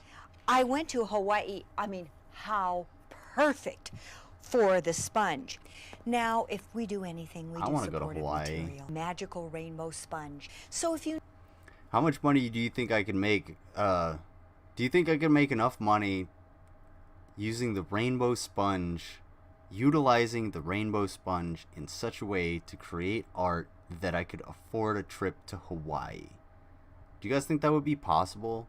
If I bought a rainbow sponge and some ink, I do have some ink over here, and some ink, and I was just like, let me do this the right way, and then sold it properly, do you think I can make enough money to make a trip from Ohio to Hawaii? It's quite a jaunt, quite a distance. You know, I mean, California to Hawaii is quite a fucking distance. Ohio to California is another one. So let me know that. You need to just sit and look at all of the different things that I've shown you on the video and have it in your hands. This is it. Wow. Once you get started, it is so hard to stop. I want you to rainbow sponge anything that isn't moving. I don't know. Well, can I stamp things that are moving? Is that illegal? Is that not the right thing to do? I gotta go and turn on my AC because it's starting to really heat up in here. I'm gonna put something on.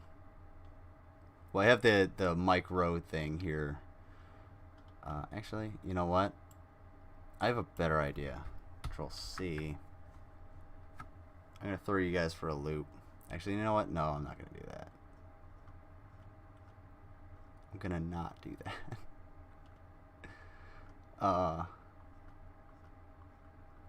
Throws off the theme. Because I really need to turn this shit on so that... Holy fuck, it is hot. Dead air. Anyway. Alright. Control V. I understand wish Well, to hello proceed. there. I'm Kimmy Inch, but you can address me as Mistress Nina Payne. I'm good. And I do what I today I'm want. going to be talking about BDSM. What is it? BDSM. Why do people enjoy it? And Bible what are discussion some and of the study meeting, roles and right? activities within BDSM? Be sure to stay tuned to the end of this video, or I may have to punish you. Good students. I've been a professional dominatrix for 15 years, a kink and BDSM educator for 10, and a somatic therapist for 3 years. What is BDSM? BDSM is a specific kind of kinky play involving activities like restraints, sensory stimulation, power dynamics, impact play, and fetishes, to name a few. It's important to remember that the foundation of BDSM always includes consent and safety. Typically, things like servitude and pain are considered unpleasant, but when these activities are not only agreed upon between adults, but also carefully negotiated with the intention of evoking pleasure in a safe way, this is BDSM. Let's break down this acronym to learn more about its meaning, shall we? BDSM. The B and D stand for bondage and discipline. The D and S stand for domination and submission. And the S and M stands for sadism and masochism, or sadomasochism. BDSM covers a wide variety of activities, relationships, and fetishes that fall within the categories of these 6. Excuse me, ma'am. Ma'am, excuse me. That's not how acronyms work. That would be BDDS or SMMDM or some shit like that. If you're gonna have an acronym, each letter only has one distinction to it. So I guess it would be bondage, discipline, and sadomasochism, right? Right. Okay. Yes, it covers a wide range of things, but that's not how acronyms work. Yes. But I don't know. No, please don't hurt me. Words. Actually, similar to kink, BDSM yeah, go ahead. is not sex, and it doesn't have to be sexual. People can engage in BDSM, and it doesn't have to lead to sex at all. Sometimes BDSM alone can be enough. However, sometimes BDSM can hold a very sexual charge, and the energy of it can feel very erotic, making BDSM a wonderful tool to heighten the intensity of your sexual experience. BDSM is not... So it would be BDDSSM. BDDSSM.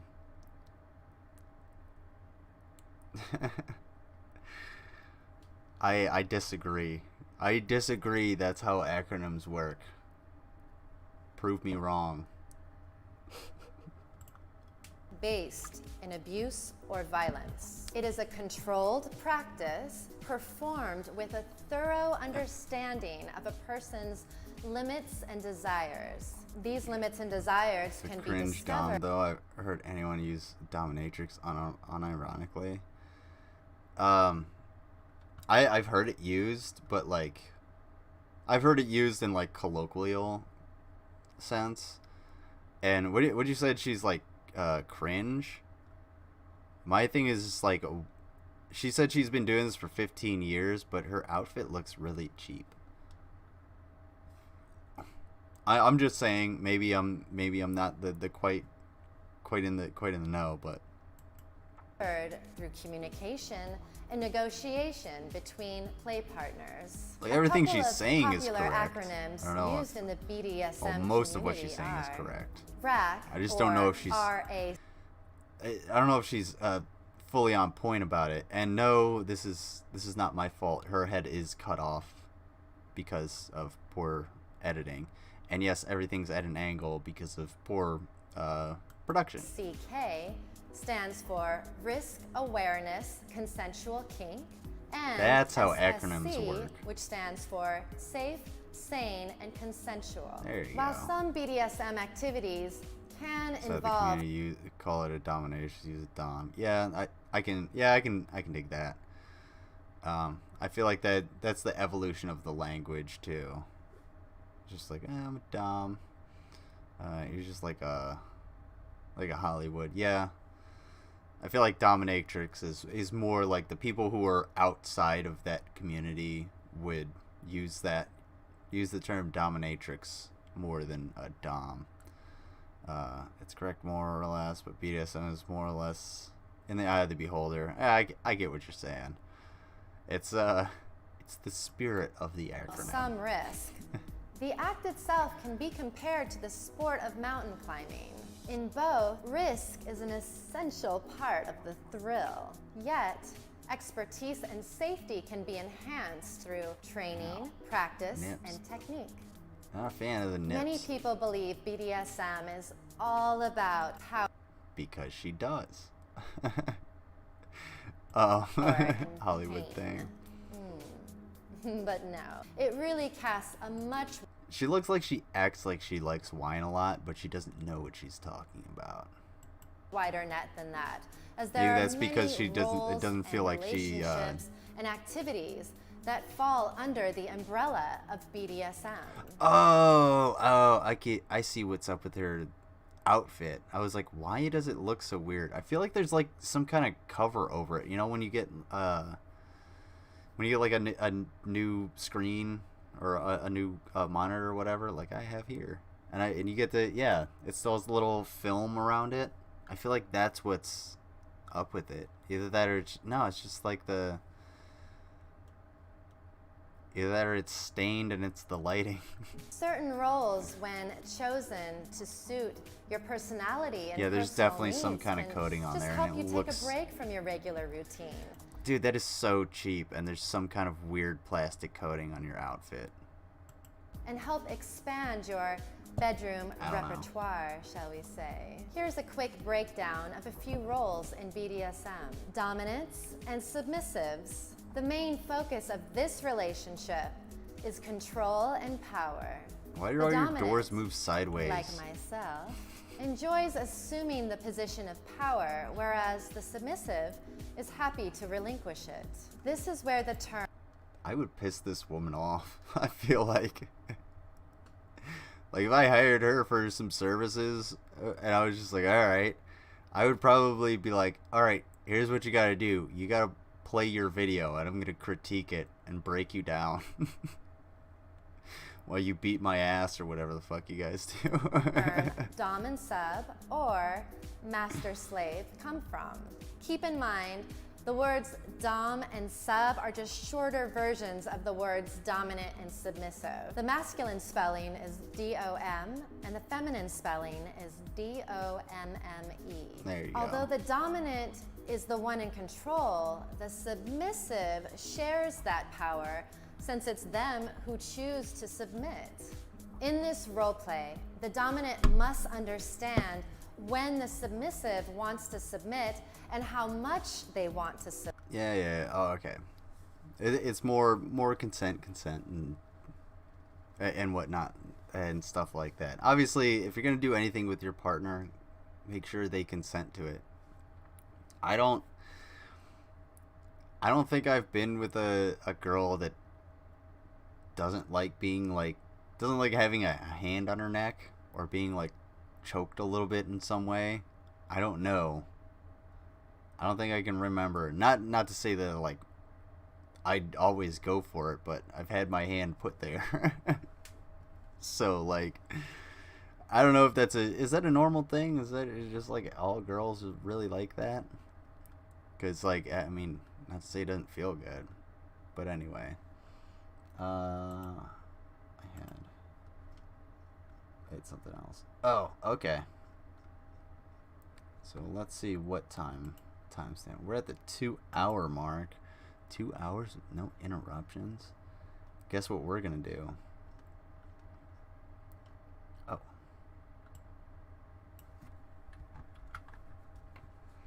We're gonna check out if we've seen this video before, and then we're going to go around the world and through time.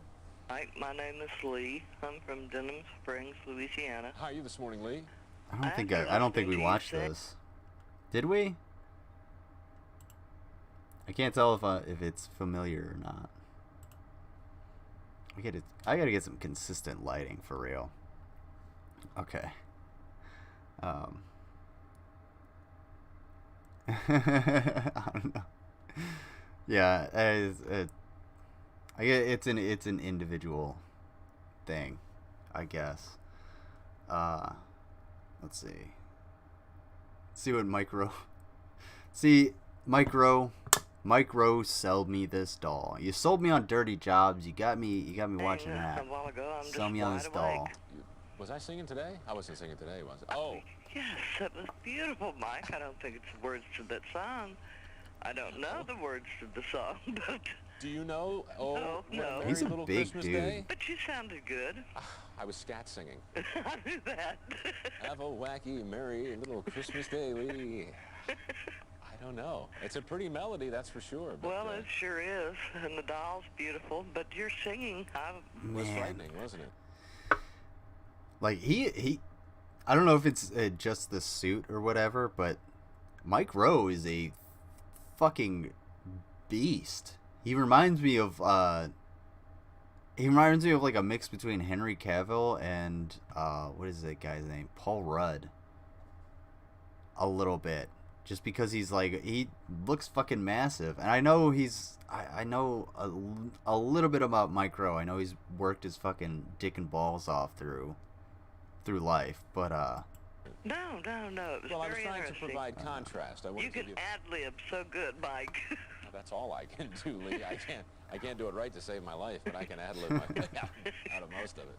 I have been watching QVC for a long time. In fact, ever since you first came on. It's funny. This is QVC. My friend I did yoga with wants to be a QVC. Don't put yourself down. You do great. Well, thanks. Presenter. I try not to be any more serious. Well, like hobby dream that we all have. Absolutely. You have I think it would be awesome. She would do great. She would be fucking awesome. And I enjoy watching you. I love QVC. Like I just told him, my credit card is always maxed out. On about ready to combust, is it? Generally. And then I will quickly get a payment sent in. I mean, I don't send in payments on the due date. You know, I'll send in payments in the middle of the month, so I can charge. Well, Lee, whatever works for you. I tell you, it's I mean, it is an awfully convenient way to shop, and it's so really awkward. Damn, dude. Yeah. Oh, unhealthy caller. Yeah, this person on the other line is not healthy. Should not be being sold anything. Yeah, holy shit. I didn't realize this is so dark. Go ahead and pay like 2 or 3 payments on your credit card in a month instead of waiting and having to send a check or whatever. You have to wait longer.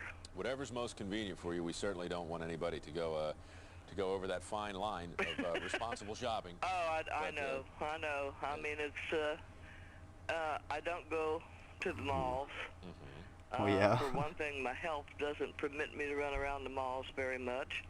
And when I do, I just stay in constant amazement at the...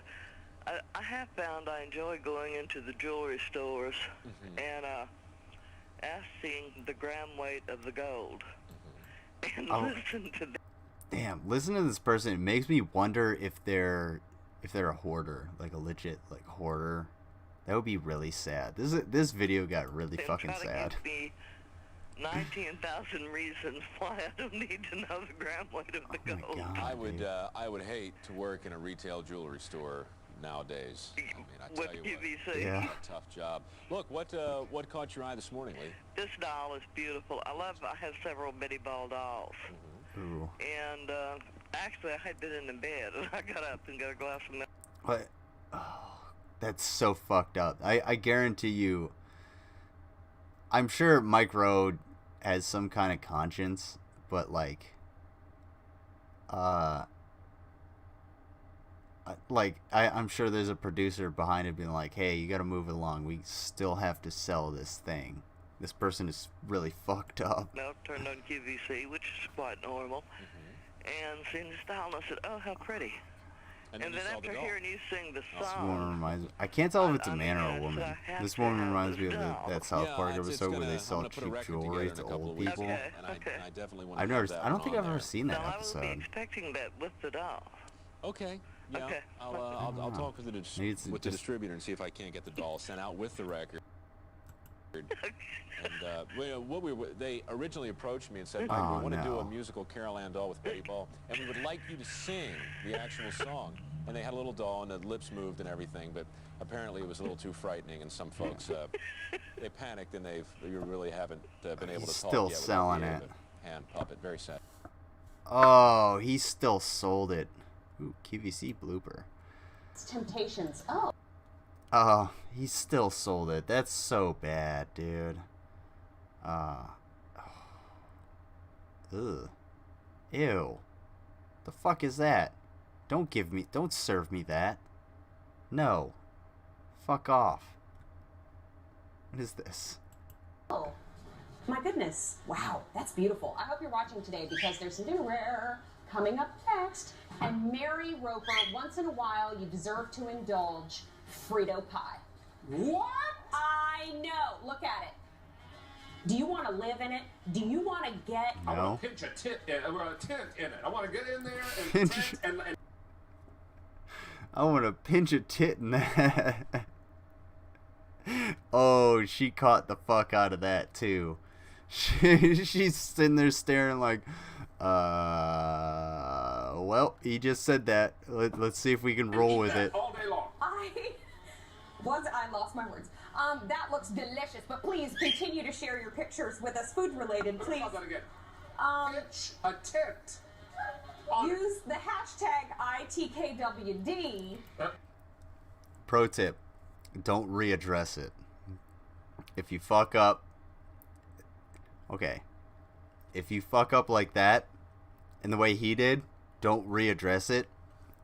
If you can comedically readdress it, do that. That was not enough. There was not enough chemistry there to move it.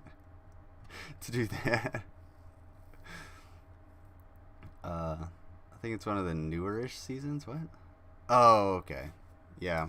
I'm really far removed from South Park. Frito pie. Yeah, it's Spa Peggy and Meatballs. Man, King of the Hill was a great show. And that's the only time I've ever heard of Frito pie. I don't think I've ever had like a Frito pie. That might be the best thing to do. I love you. Hey, what kind of offer do we have on Temptations today? Dinnerware. Lots and lots of easy pay. There's just... Oh my god. Yeah, I don't know if I want to watch QVC bloopers craziness. In this luxurious cream, Right. these little balls of pigment. When you We're gonna watch a little bit of this and then we're gonna go. Just because I found this rabbit hole, I wanna dig in it a little bit for a couple minutes, and then we're gonna go into the around the world blend it on, and the through balls time. burst onto your face, and you get that beautiful, healthy, fresh dose of color every single time. So this is what you do. You take it, you put a little on your finger, yes. You smush it. You can feel the balls inside. Yes. And then when you press it on, there go the balls. They're bursting, and you're getting that beautiful... What's wrong with everybody? I don't understand what... You're just splashing balls onto the. You're bursting balls onto this lady's face, while she looks off in awe at to like, not only how many mimosas she was able to slam down before going on camera, but also to like where has her life come to. What the problem is here, people. Okay, well, there we go. So look at that beautiful blush, and look how natural. Okay, So and look at the girl who's up next. We should have a threesome. You, me, and Jackie Gonzalez. I'm gonna lay down Go back ahead. here. Jesus. I was just gonna lay down back here behind you. Go ahead, Miss Jackie. He spooned the last time. Do a little spin. Okay. Remember in Austin Powers, he's like, "Go, you're a tiger. You love the camera." And you could see why it makes everybody, even Awkward Jackie, as who's shit. not an attractive woman, looks so good in this. Oh, whoa! What did she say? Why it makes everybody, even Gorgeous. Jackie, who's not an attractive woman, look. Oh, ooh! Just straight up calling somebody unattractive on national TV. Oh, wow, that's fucked up, lady. Looks so good in this. Look how good you look in this, Jackie. You could be a model. Girls. Well, I know some people. And if I didn't people. have God. so much Botox, you'd see how upset I am right now. Well, wait a second. Look at I put it on my rear? Well, that's what I said. I said the same thing to her. I said, where else can we put it? She's like, Albany, seriously? You're not going to do that today. You're getting all 3 lip glosses, girls not included. A 232057. Just want to make That's that too clear. bad. Otherwise, we'd be way oversold. Show our only overpriced opportunity of PM style. So you can go ahead and dial in for 8217094. What is so funny? I'm laughing because neither of us can talk tonight. Oh, this is true. I just called you Amy and you're Courtney, and you just called that overpriced and it's an overstock. Ouch. Ooh. Yeah. Oof. This is some quite some oofs. We are an absolute. We represent the Lollipop Kids. The Lollipop. Okay, sorry. Would you hand me that peanut? I'll just lick it. Okay. Yeah. I was gonna lick the plate, but I thought I'd mess up my lipstick. Okay. Do that. Lick your finger and touch it on your butt and make a sizzle sound. Oh, all right. Never No. mind. No, Well, I'm not lick your gonna do finger. that. Okay, Jackie. Nothing says I love you like elf poop. This is gonna be a lot of fun tonight. Anything goes. Starts now, you guys. I'm so. I'll see you later. You just. Whoa, down, man down. Look at 4th. I did. I was here with Carol. Oh, that's right. I was here with you. That's right. Hold on, boys. Jesus. I'm engaged. Wrong hand. What? Anybody could do that. Do it while you're sitting on the potty, for God's sake. I don't If you care. have gas. I know, it's so sweet. Elizabeth, and I like sitting on it. And I'm like, wow, I just know. And that's how soft it is. You don't realize you are sitting on it. Clearly. Sorry, you're doing it wrong, sweetheart. You can tell I have no children. Like a pillow. Yes. Does she not look hot? I mean, you are hot, but that really like makes it Only if I'm having over a the hot top. flash. Oh, there you go. See, there you go. I'm so hot, I just blew that light out right there. Thank you. You know, this is not your. Oh, you've got a little button undone right there, Colleen. I know it's late at night, honey, but you know. Holy shit.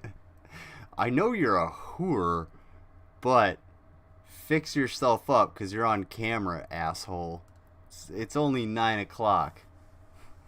Jesus. Oh my god. Alright, we're gonna move on. We're gonna go through time. We're gonna go around the world and through time. I should make an intro for that or something. Somebody give me an intro. Watch later. There we go. I'm gonna have to turn my AC down too. This thing, when I say this thing pumps out a lot of heat, it does pump out a lot of heat. So I'm sweating my dick off. So I'm gonna get up and do that in just a second. Yeah, we're gonna put on some more cartoons. Fuck it. I'll be glad when you. That's fucking horrifying. Oh, we got Betty Boop. Y'all want to watch some old ass Betty Boop? That shit gets racist as fuck. Not only that, but Betty Boop is hot and she's awesome. Put on some Betty Boop.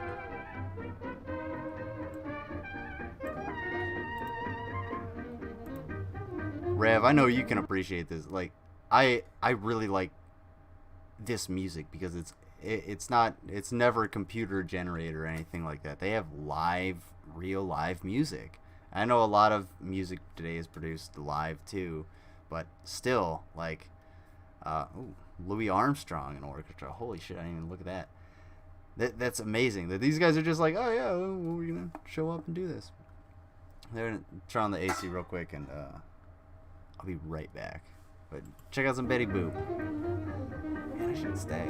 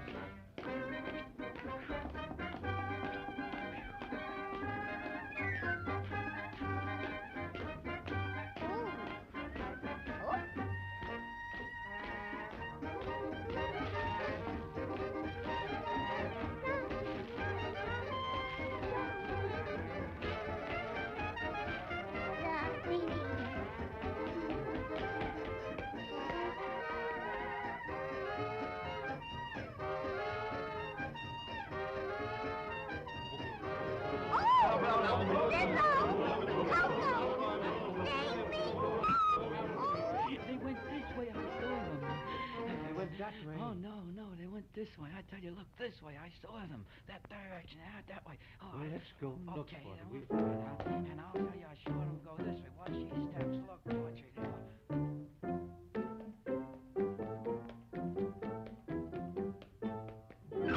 This way. This way. Oh, wait till I get those babies. I'll tell you, I'll break them in two. Wait till you see, I'll take them this way and that way. I'll make a hash and a bologna out of them. I remember. I'll make it so hot. I remember Coco pretty well. Coco is the companion to Betty Boop. Fucking damn. Like, Coco always gets Betty Boop's dumbass out of trouble. I don't even know what Coco is. I think wasn't Coco a dog? It was the good old days of live orchestral performance. If anyone's interested I know a site that sells Betty Boop enamel pins. Sweet. Send it. Put it in the chat. You have the opportunity. They also sell Bimbo and Coco the Clown enamel pins. Is that Coco? Is Coco the Clown? Wait, is this Coco the Clown? Or is Coco the dog? Which one of these is the dog? Coco, save me. I remember the dog a lot more than the clown.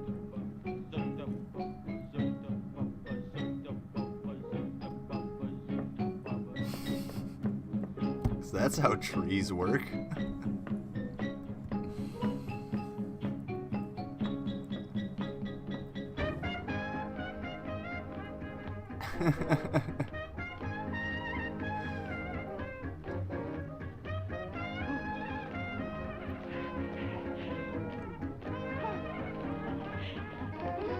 Oh shit.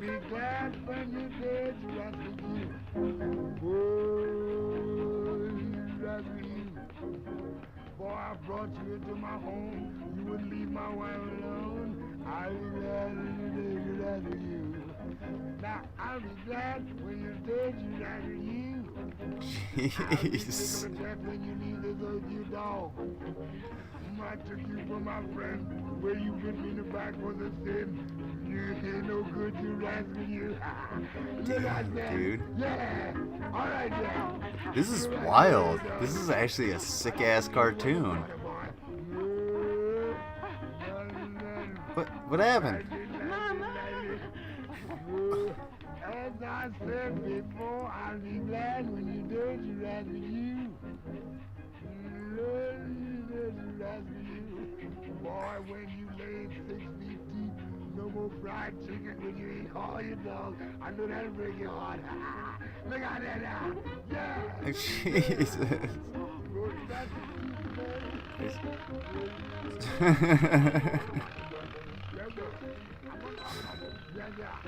What the fuck?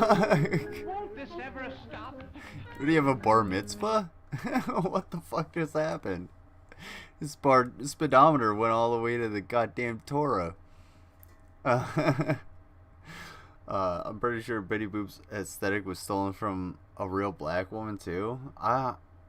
Was it? I don't know. I've never known where Betty Boop came from. I always just thought it was just like a generic woman, and I don't know, fucking. I thought Betty Boop was just like always just sort of like a generic ditzy kind of chick that gets into trouble. But I don't remember Coco the Clown. Is Coco the Clown just like a huge simp? Because I remember the dog being around. What was the dog's name? What was the dog's name? What did you say? Boy, what is it that you got that makes my wife think you hot? Oh, you bought my wife a bottle of Coca-Cola. So Bimbo, there you go.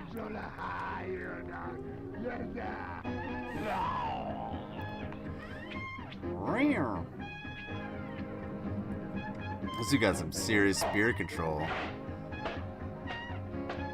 Damn, dude.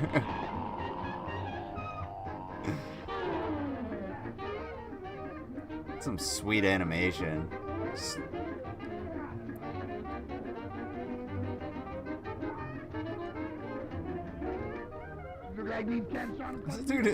This dude in the back just chilling out. He's not even doing anything.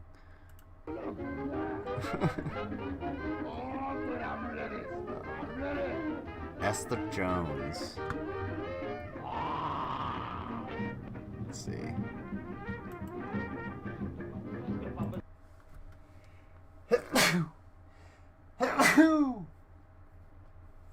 It's okay, I live alone. Let's see. Esther Jones. Esther Jones. Enter. Esther Jones, Wikipedia. Betty Boop. Esther Lee Jones, born circa 1918, date of death unknown. Known by her stage names, Baby Esther and Little Esther, and variants thereof, was an American singer and child entertainer. God damn, I can't speak. Entertainer of the late 1920s, known for interpreting popular songs with a mixture of seriousness and childish mischief. After gaining attention in her hometown of Chicago, she became an international celebrity before leaving the public spotlight as a teenager. In 1932, when singer Helen Kane sued Fleischer Studios, claiming they had appropriated her persona for the voice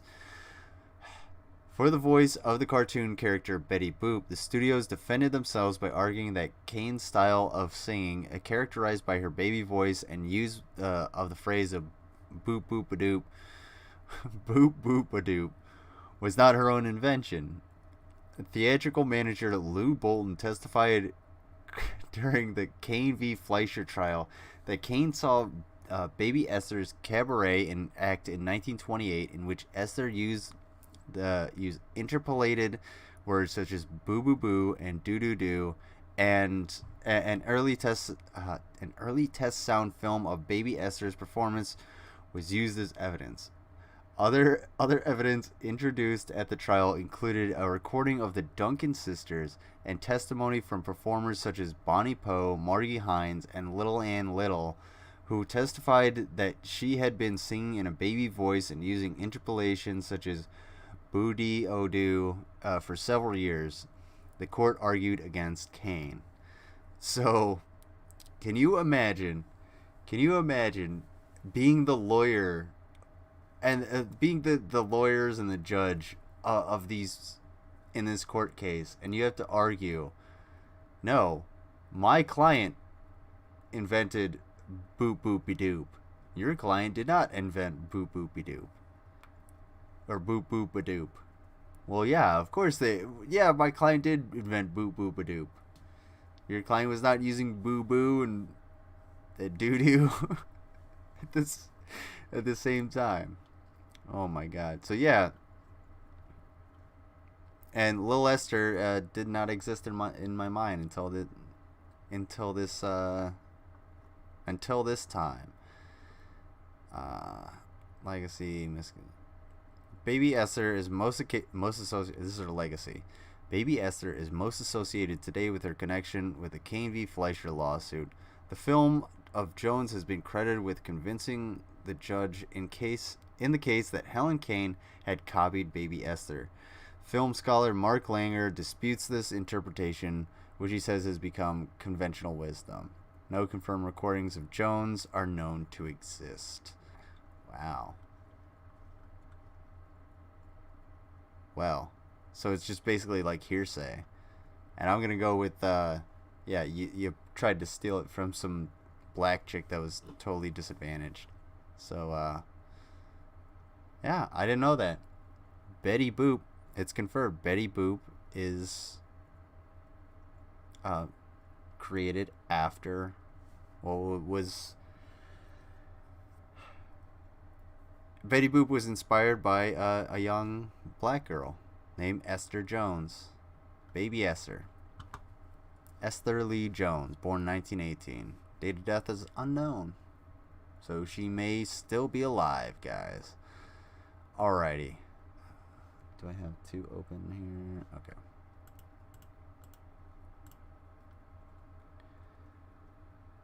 Now's the time. We're 2 hours in, 2.5 hours in. You know what time it is, guys? If we can get to YouTube. Alright,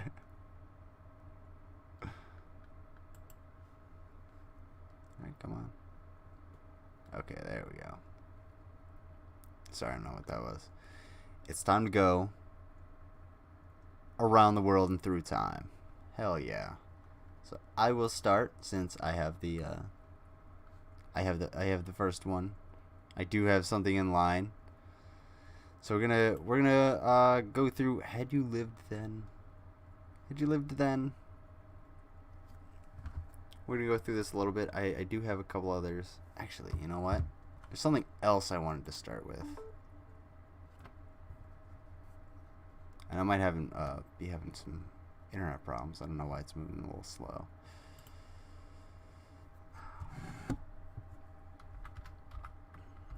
And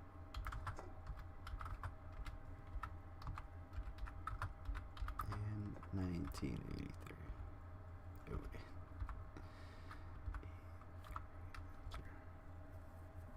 There we go. This guy. See if we can find part one. Oh, this is part two. So we're gonna send out. We're gonna figure out real quick while we go around the world, because I think the one I was about to watch was not the one I wanted to watch. So we're gonna watch this guy, this English businessman. We're gonna watch him send an email in 1983. We're gonna see what it takes to send an email. Think about what you do to simply send an email. And if you're like Rachel and they say, hey, there's a present for you on the other side, you'll click that and then be reprimanded. So don't do that. I'm watching you, Rachel. Watch your email. One of these days you're gonna open an email and a bunch of snakes are gonna come out of your phone. They're not gonna be good snakes. They're gonna be mad because they were stuck in your phone. So don't do that. Get a better setup like this guy. Get a quality one of the most significant encrypted setup. Over the last couple of years or so has been in the introduction of pieces of kit like this. Sorry, almost all of the audio is on the right hand side. That's not my fault. It's the video. So yeah, that's actually really fucking annoying. The truly portable computer just sits on the lap. You can work it anywhere, whether in train seat or aircraft seat. Here I can do a bit of programming. I can work out my daily schedule. I can look at a file that I might have been preparing for a company report. God damn it. I can keep up yes, my I will. address list, do all sorts of things. But I've only been reprimanded by you, so really about the convergence of work's not said anything. communications, Well, that's then good. obviously the Hopefully big it's just part of your advantage of equipment training. like this is to be able to couple it up back But to yes, the I'm home still gonna base reprimand over the you. telephone line using No. one of these. A modem. Of course, to do that, you do need a telephone. That protects you from your So you phone can see snakes. why I was hoping to amaze you all, and not least of all myself, by simply plugging the telephone into the modem and connecting the whole lot up from the train to our electronic mailbox in London so that I could send some messages to it and receive the messages waiting for me. How far we've come. The only problem is, it's a payphone, and none of us have got enough change to make the call to England because we'd have to bring a sack of money in here to do it. Added to which, when we did test it, the line is too noisy for this particular modem. Still, you can't win them all. Maybe sitting on floor. And that's the price of innovation. For real. Like, at least he's honest about it. He's like, we would have to pay a fortune in order to just make a phone call and send this email. So the technology is not quite where we need it to be. It's at a point at which it needs to be advanced. And that's kind of a selling point. Like, hey, look, this thing works, but here's the limitations of it. If you can give the limitations of your technology, then yeah, people are gonna be like, well, I want to fix that too. I want to, maybe I'll put some money into trying. I think I can do better on that. Or in honourable Japanese hotel room, I'll have better luck. Let's see. Let's put a call into London. Yeah, it's bounced around. It's not my fault. Sorry.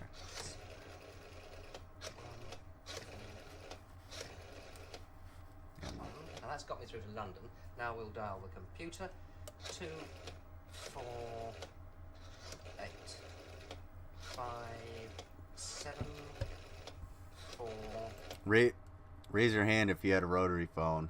I had a rotary phone in my house when I was growing up. I know how to use a rotary phone. It's too easy. It's fun too. 7. Wait for a moment till we get some computer tone.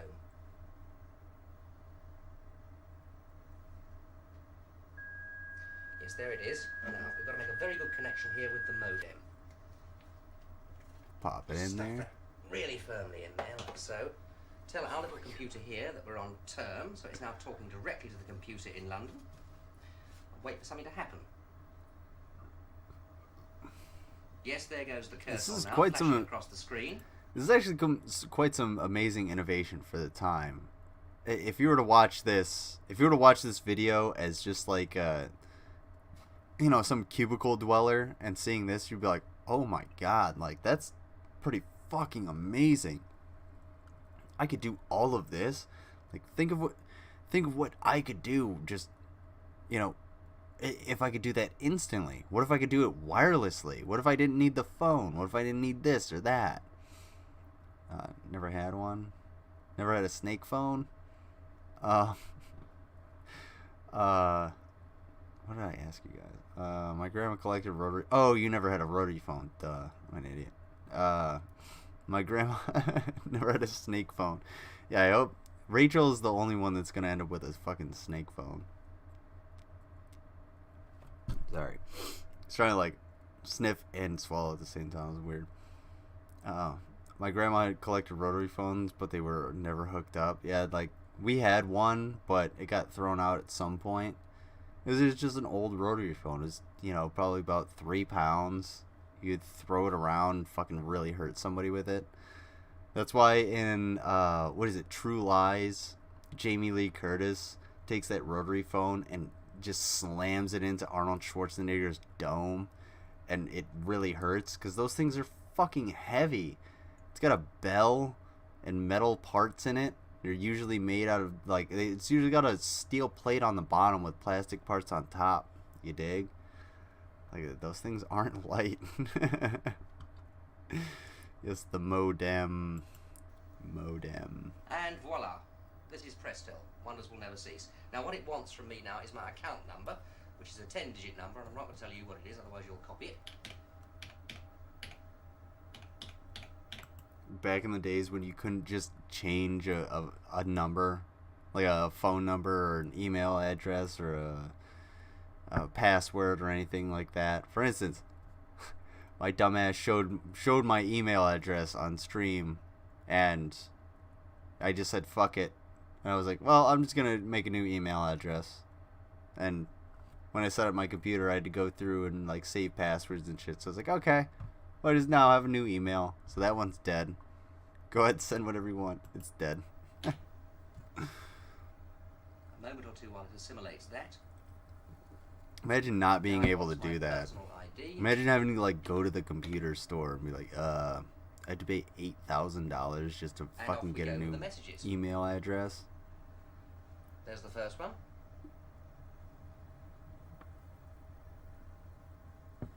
Right, and it's saying now, do I want to keep that message or erase it? Well, I think I can remember that, so we'll get rid of that one. Press 1.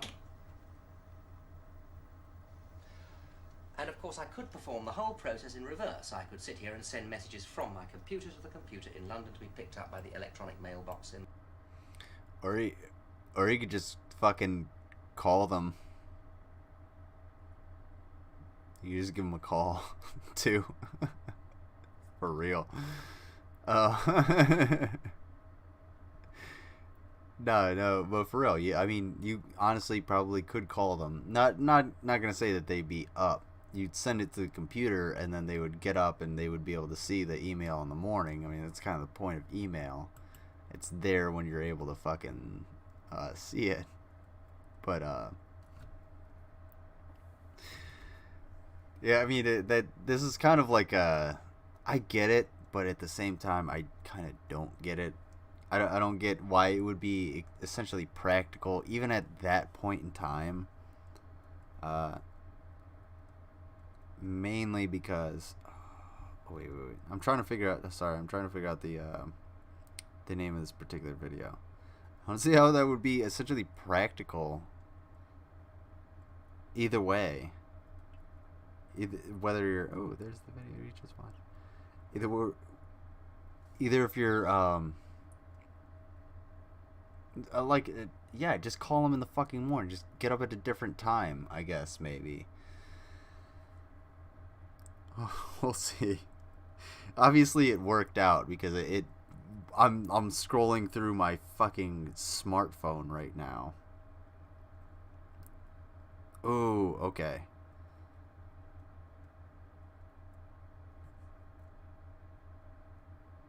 All right. So I got a choice for you guys. Do you want to watch Steve Irwin get bit by a snake, or do you want to start going through around the world and through time? Which one do you want to do? Because if you want to see Steve Irwin get bit by a snake, we can do that. Otherwise, we'll go around the world and through time. I do have one video. What is it? Town.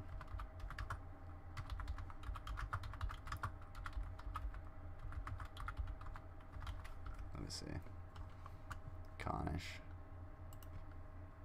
Cornish. It's a vintage video. Damn, I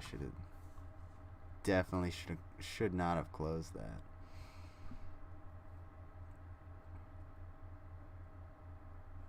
I need better time management, better media management with what I actually find. And around the world, you guys want to go around the world? We got Rav wants to go around the world. Let's see. Sorry, I just had it. Ooh, rockets again. Towns along the Cornish coast, yeah. Okay. Coast 1916. There we go. There it is. The Cornish Riviera. Ooh. In color. There it is. There we go. So we got the Cornish Riviera. We're going to go around the world. Basically, here's how around the world and through time works. You guys give me a time period and a place, and we'll try and find some kind of video from there. Obviously, it has to be within the video, era in which there's film and video and shit like that. but give me a time and a place, and we'll try and find something to look back in life. Do the end the Streamstalgia on looking back on life in a different time. You dig? So go ahead, send me what you think you would find interesting, and we'll go ahead and look at that. Since Rav is the only one that's voted so far, and I wish I could put. Oh yeah, you know what? Here's a better idea. 1 for Around the World, and 2 for Steve Irwin. There we go. Cast your votes now, and we'll get that going. What, I get a Tinder match?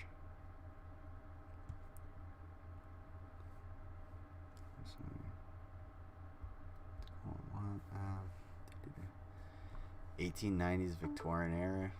That's where. you gotta give me a place too, because that's kind of like where I'm at right now. I mean, this is 19. Well, not. This is way after that. Leningrad in 1985. 1890s Victorian era. I mean, I guess I could do that. There would be very little video too. So maybe I could just, I don't know. We'll see. Give me a place, Rav. Yeah, we'll check out Leningrad. Leningrad in 1985. Check out Lou.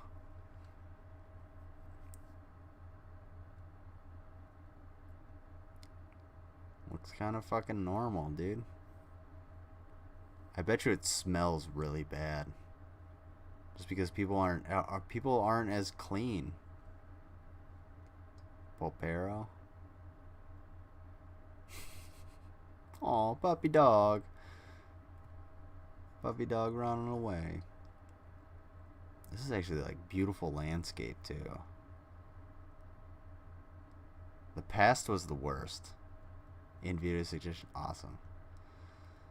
I mean, like I was saying, these people are probably disgusting and dirty, and it smells really bad, and life is really hard. And this is 1916, so the World War I is in full fucking swing. These people are probably just straight up trying to eke out a living. There it is. Fowie? Fowie. Or Fowie.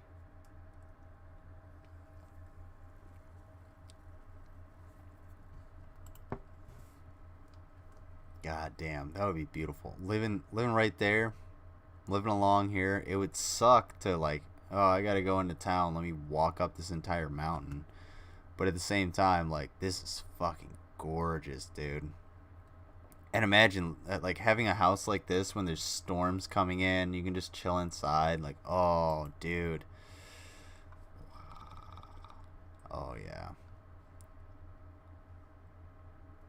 it's amazing. Wow, that looks really pretty.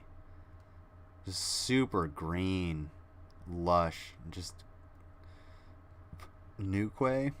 Puppy dog. Oh, we got a kid playing with a puppy dog. Look how formally dressed everybody is. I think that's a full-grown man, actually. Everybody's so formally dressed. There's so much. You're wearing so many clothes. This is something that's always blown my mind about the past. Why are you wearing so many clothes? Wouldn't you get hot as fuck? Like, you'd sweat and then you get your clothes dirty and it just makes your clothes... Like, why is that the fashion? Why is wearing so many clothes a fashion sense? Like, I don't get that. Ooh, that's some solid geology right there. Look at that.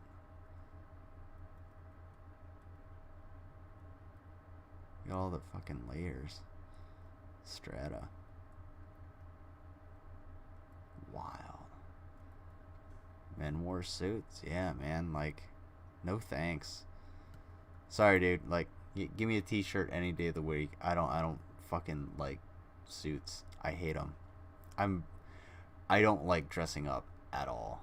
It's not my thing. I like dressing down. I'm not the kind of person that's like, I like walking around naked. But I don't like dressing up. It's just not my thing. It feels uncomfortable, and I just want to get out of it.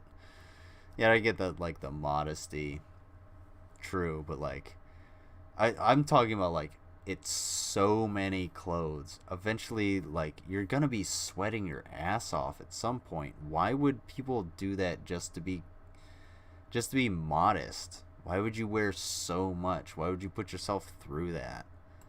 Just to, like, I guess, you know, there's got to be some kind of practicality in it, and some kind of, like, airflow or whatever to it, but I don't know. I don't get it. Damn, dude, your colorization is really foul mouth.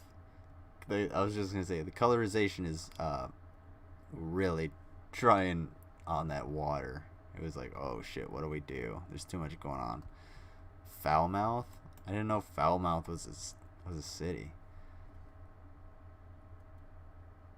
That's really cool. I like this little steam crane going by. That's awesome.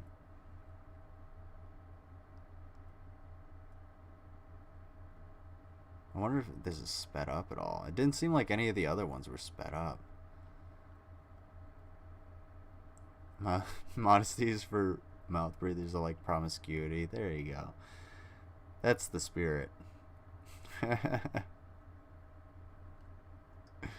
You be as promiscuous as you want, Rachel. There you go. Scenes at the Lizard. Oh shit. Oh hell yeah. These are my digs. I didn't realize they were gonna. Whoa, you're gonna throw me out like that? You're gonna straight up just not give me some MTV Cribs deal on my fucking original digs, bro? Damn, dude. Like, I know, hey, everybody struggles when they first come to Earth, but it's okay. Like, hey, I built this shit on my own. Do you know how many, like, do you know how many mole people I had to slaughter just to get the resources in order to build this shit? Like, give me a fucking break. Can you not make me just a footnote? Ugh. Damn, dude. You're making the Cornish coast. I lived on the Cornish coast, not the corny coast, bro. Give me a break. That's fucked up. Not cool, man. Not cool. I helped that community. Do you guys realize how many people I bit that bled out that deserved it? Fucking it's in good old Massachusetts from Falmouth. Falmouth.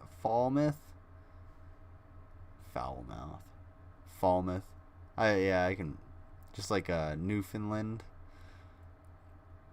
What's this lady doing? Like, this blows my mind. She is way overdressed to go be, like, drawing in the park.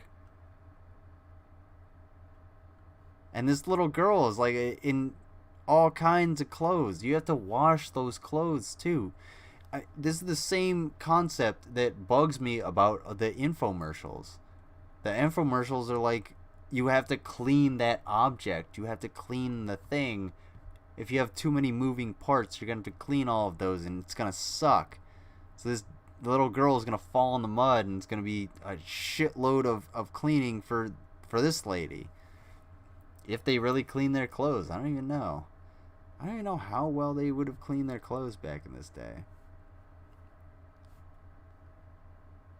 Yeah, that's a load of semen right there.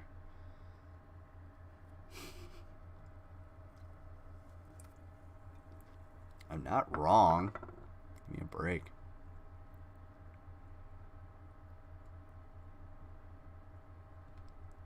Wow. You're just playing around in this old shipwreck.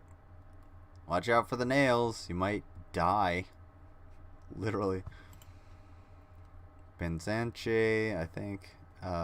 St. Michael's Mount, Morab Gardens, Logan Rock. When broads was dames, yes. Yes, back's in the day. Back's when we had decency. Like this fool. Well, get out of here. Get out of here. Be like your mate sitting down. It's wild. Looks so pretty. I just want to like walk through these gardens. This is amazing. It's just like it's hard to describe because you have it. I mean, it's a beautiful garden, and then you got these kids standing on, you know, the geology in huge, you know, overbearing suits. Land's End, first and last house. Let's see. I don't understand what they mean by first and last house, because it's just showing the ocean. Oh, okay. There we go. There's the first house on Land's End. And there's the Land's End. I guess this is the other side. Amazing, just the waves crashing along the rocks. There's a big archway that's been eroded away. You can see from the cliffs. They're zooming in on it too. Oh, we figured out how to pan a little bit. I guess this is the last house. Wow, this is cool. It's at low tide too. Excuse me. So when you see all the boats just like chilling on the, you know, on the seabed, I guess. Waiting for the tide to come in. Wow, that's wild. My spine! Oh, God. Yeah, mine too. You alright, Realize? What's going on? How's life? What's she doing? Careful. Anybody been around barnacles? I know, what you call it? Fucking Rev lives in California, and anybody that lives near water, if you've ever been around barnacles or oysters, those fuckers are razor sharp. They will cut the shit out of you. They will fuck you up. Be careful. Like, that lady's being brave right there. What are you doing? The hell is it? We got a water wheel. Some little kid sitting next to it.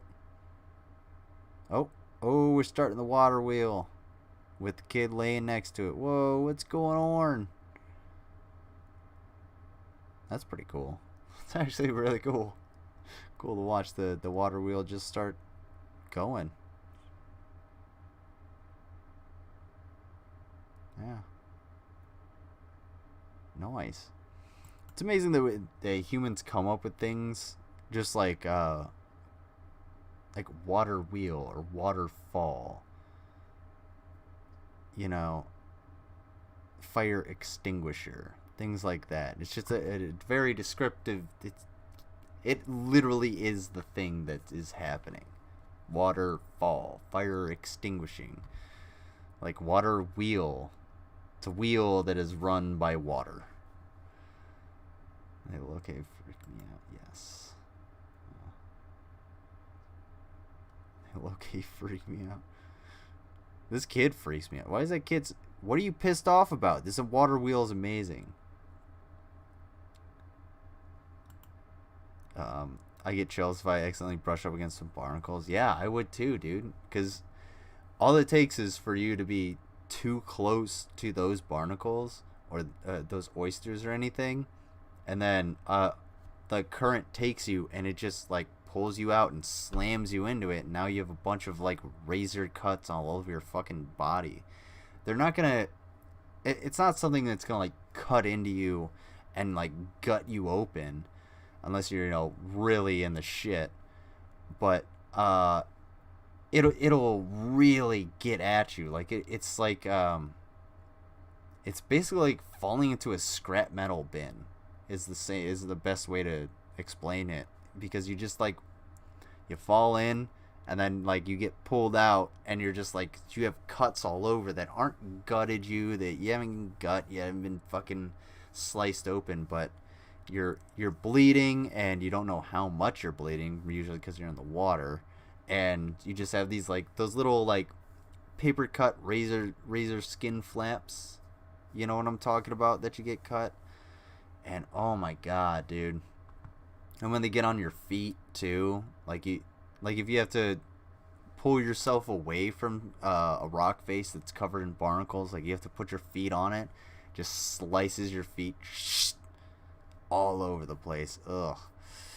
Yeah, no thanks. And yeah, be careful in the ocean, because the ocean don't give a fuck about you, bro. Trust me.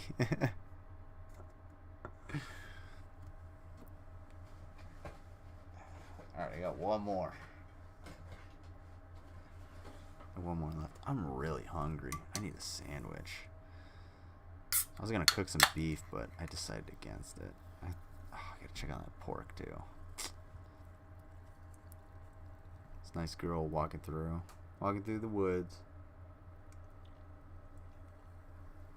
Now this is some creepy ass video. You could actually pull this. I know Slim, you could actually pull this video. It's beautiful Cornwall in 1916 in color. It's at the 7.5 minute mark. And you can pull this and definitely use that for some of your videos, for sure. Cuts in your feet sink. Yes. Because guess what you got to do if you get cut on your feet? You got to walk home.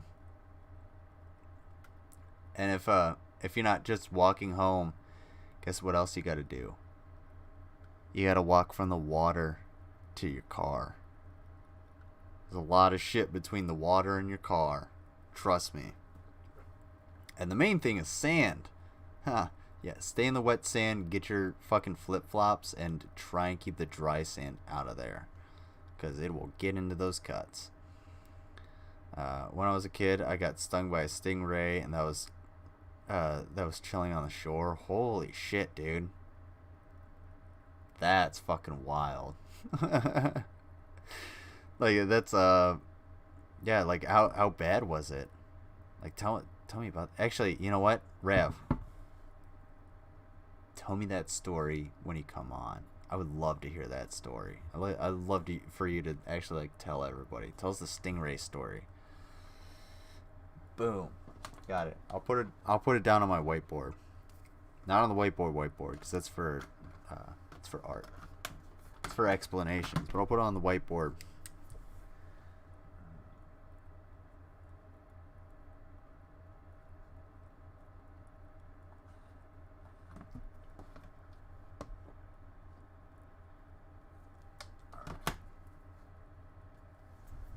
Alright, I got you down. Yeah, I really want to hear that. But I want you to tell it and be like, I got fucking stung. I was just like chilling, slammed into me. That'd be dope. Alright. So this guy was smart. He's like, oh, I'm gonna get the sky. Awesome, dude. Sweet, thanks, bro. Can't wait to hear that. Can't wait to revel in your pain. We got aerial shots. Probably in a biplane. I'm not gonna lie.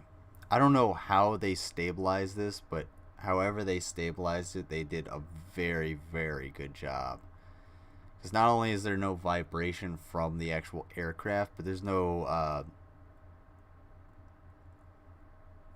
like turbulence in the in this. Oh my god, that's an amazing shot. How did they do that?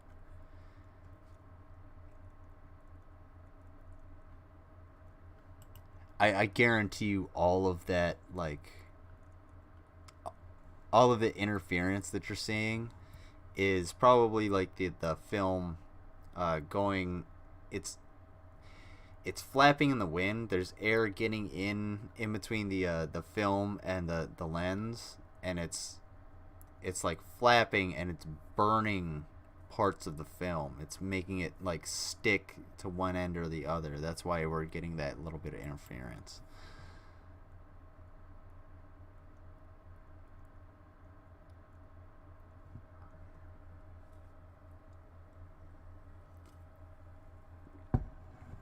This is wild.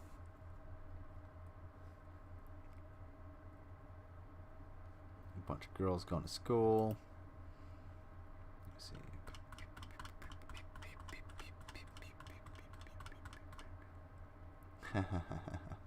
Okay. Yeah, we're definitely gonna watch this one first.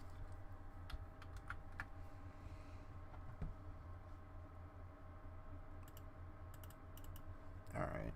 That's enough. That's enough of this corniness.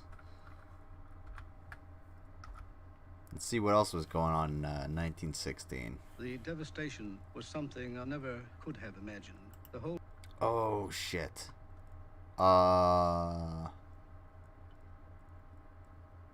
Okay, this is just a clip. I'll be alright. Place gave one a most eerie I just don't want to get a copyright strike or anything. Sorry, I'm like shaking around. I'm scratching myself. I'm scratching my knee. My shin. Alright. Yeah, this is welcome to World War One. It's about to get real fucked up.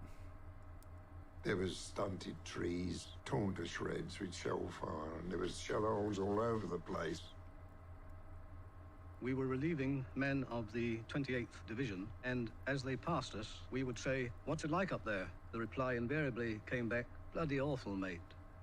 The old sweats coming back, got their tails up all right, but I didn't know what to expect, just hadn't a clue.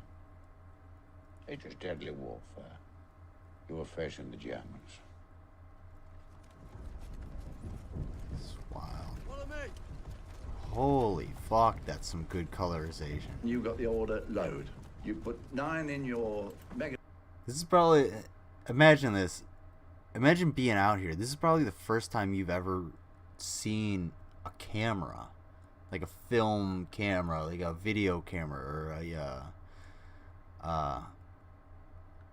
it'll be alright. It's just a clip, so I don't think I'll get kicked off for it, especially if I'm talking over it.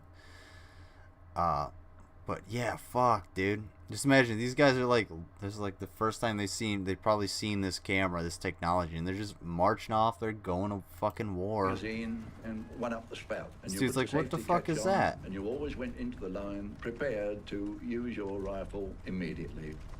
There's always somebody that looks at the camera. Rigid orders, no talk.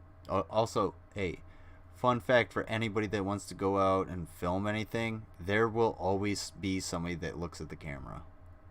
Doesn't matter. Unless you're going into like a film production, like a video. Oh, sorry about that.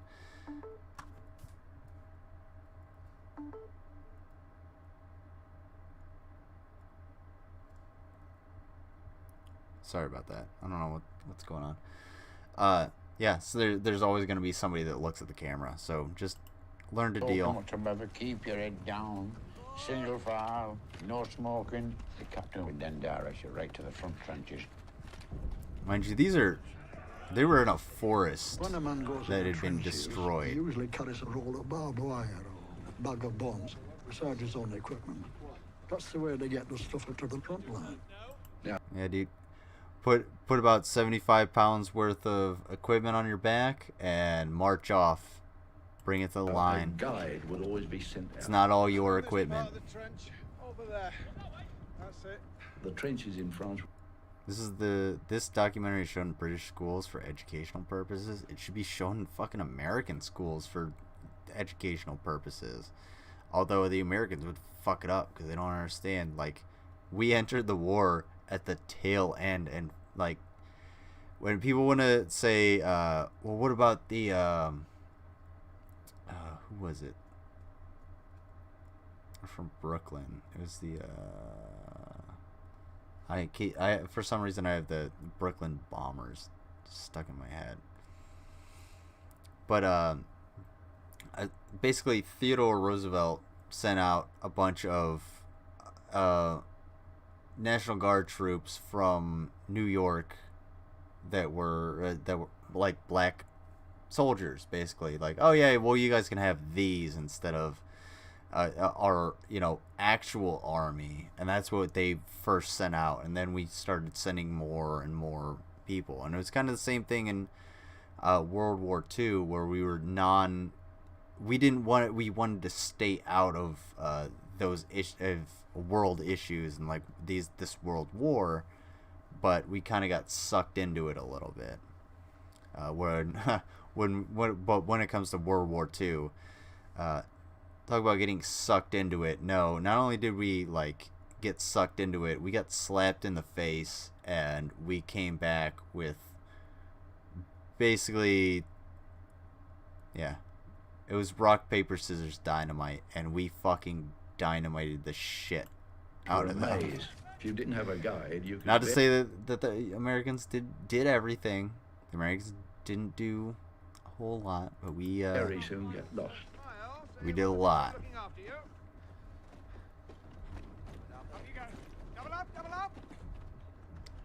I'm not a huge fan of the audio, the dub over. I feel like it's a little generic.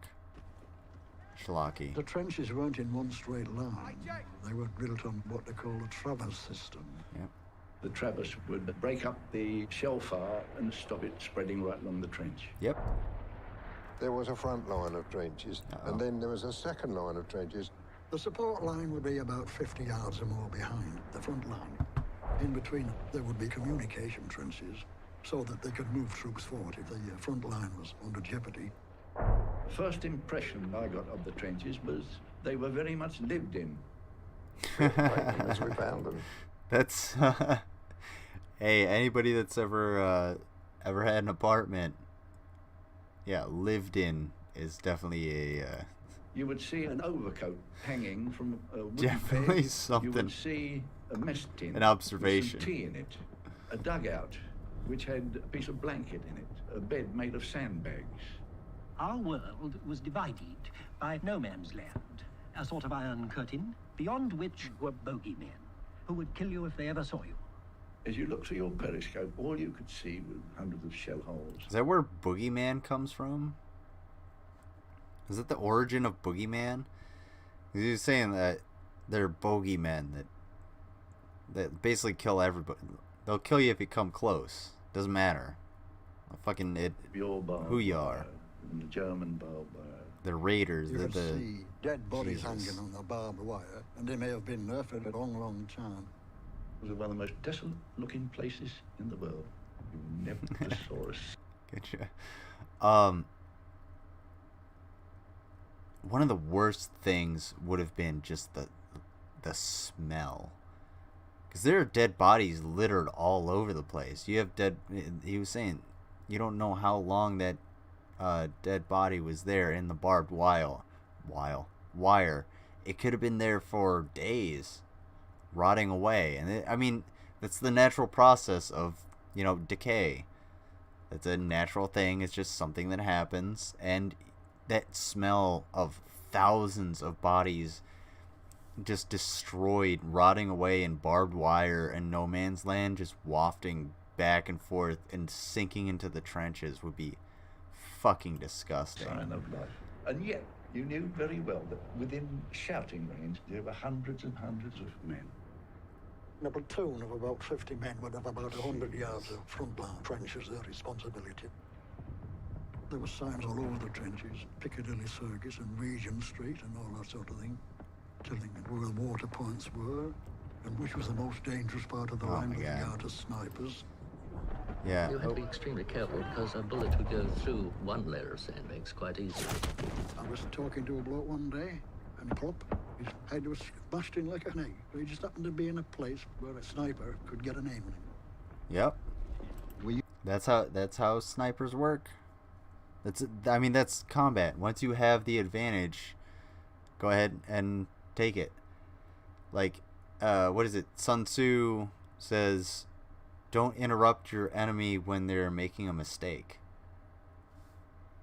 Simple as that. Like, yeah, I know, for instance, my neighbor just casually told me the story about how he was talking with one guy, and while he was in Afghanistan, he was a contractor. While he was in Afghanistan, and he turned around, and all of a sudden his head is gone. Like, his head literally got exploded by a fucking sniper, and that was it. That was the end of him. So, like, yeah, it can happen that quick. That's war. And if you've ever smelled, I know Rachel probably has a shitload of experience with this. If you've ever smelled, like, rotting flesh, like, if you ever smelled death, you know death. It's not something you ever forget. We used to do a 4-day stunt in the line. We took with us sufficient food to last the 4 days. 4 days of food. Your day would start before dawn when MSOs would go around this 100 yards and make sure everybody was... I'm just absolutely blown away by the colorization of this. This is fucking amazing. I know it's like Peter Jackson and who has unlimited resources, but holy shit. Yeah. Oh my god, this is absolutely crazy. I would die in the trenches. You had 2 hours on for. It doesn't seem like there's a frame that was missed that wasn't properly colorized and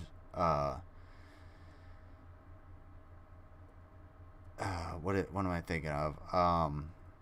Action matched to the next frame. Like, this is absolutely crazy. And yeah, this is a normal thing to do. Carry ammo. Like, just like that. A third of the people on sentry duty, the third working and a third sleeping. We just slept where we were. No beds, just flopped down on the ground. Yeah, wake up. The trench was very wet, and wherever possible, we would Dude, try and get above the water. I'd be pissed if you woke me up through trench, that. And that was when we used to still sleep on the 204 off stretch. And then you'd have your couple of hours on the parapet and then rest again. If nothing untoward happened, there would be perhaps 2 or 3 sentry groups in the whole company's front.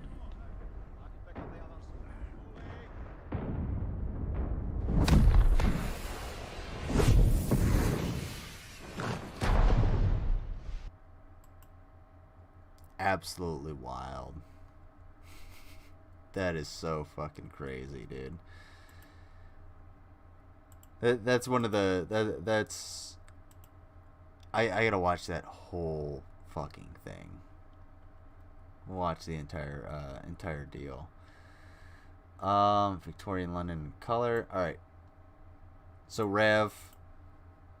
Let's see where I'm at. All right, I'm at the 3:20 mark. What time is it for me? All right, it's about 22:45. I think what I'm gonna do is I'm gonna save the Victorian area one for next time. It doesn't have to be the one that you. That doesn't have to be your suggestion for Streamstalgia if you want. Oh God, what am I trying to say? Sorry, I'm getting a little tired. Anyway, I think I'm gonna hold off on that one. We'll play that one either first or as the first video for Around the World Through Time on the next Streamstalgia. And I know I said the next Streamstalgia is gonna be the anti-bullying, but we'll still have that. We'll still have that at the end. That'll be the very end part of it. But yeah, we'll do that simply because I gotta go to bed a little bit. I'm hungry, and you know I want to save more too. I don't get a whole lot for Streamstalgia. Like I do look up a lot of shit on my own, and I do try and like get what you guys bring to me. But I get, when it comes to like Monday Night Morons and Friday Night Freaks, I get so much stuff for that it like the Streamstalgia shit just sort of gets lost. But yeah, go ahead, check out the Discord, and if you have anything else for Streamstalgia, that's anybody has anything for Streamstalgia, especially this next Sunday, post your anti-bullying shit. Anti-bullying, whatever videos you can find that are anti-bullying or anti-drugs, put them in the Streamstalgia Discord channel, pinned at the top, pinned in the chat there, and let me know what you want to see. And as for like the rest of everything, I think tomorrow I will actually have a tomorrow I'll actually have a an idea of when I'm gonna have people call in and everything like that, and when we're gonna actually do the whole call in and video share and all that kind of fun shit, and we'll have an actual good community fun video stream, whatnot, what you want to call it. If you can't tell, I'm kind of running out of brain power because I'm really, really hungry. So I'm going to end this here. Thank you, everybody, for coming by. I appreciate it. Hopefully you all have a good week, and it's full of less shit than you've had in last week. That's the best I can offer, because I'm really fucking hungry. Sorry. Alright, hey, I gotta go eat. I'll talk to you guys later. Thank you everybody for coming by. I will see you tomorrow. I will have updates in the Discord on what exactly is going to be going on, and that will be around like 9 o'clock in the morning Eastern time. So pretty early for some folks. Check it out. Let me know if you have any critiques or anything like that. If there's anything you want to see. And yeah, also check out Ravenous Bean, because dude's got great music. He provides all the music. Also, send me new music, dude. I want to hear more. I need more. Check out Ravenous Bean's channel, and his not only his music but his gaming streams are super fun. Way better than mine. I'm not gonna lie. I'm new to it. But anyway, check that out. Thank you guys for stopping by, providing me with content that I can then comment and share with you, and I will see you tomorrow on Monday Night Morons, and we will go over the dumbest parts of the internet, and, well, feel a little bit better about ourselves, maybe. And that's what I want from you guys. I want you guys to feel good about yourselves. So do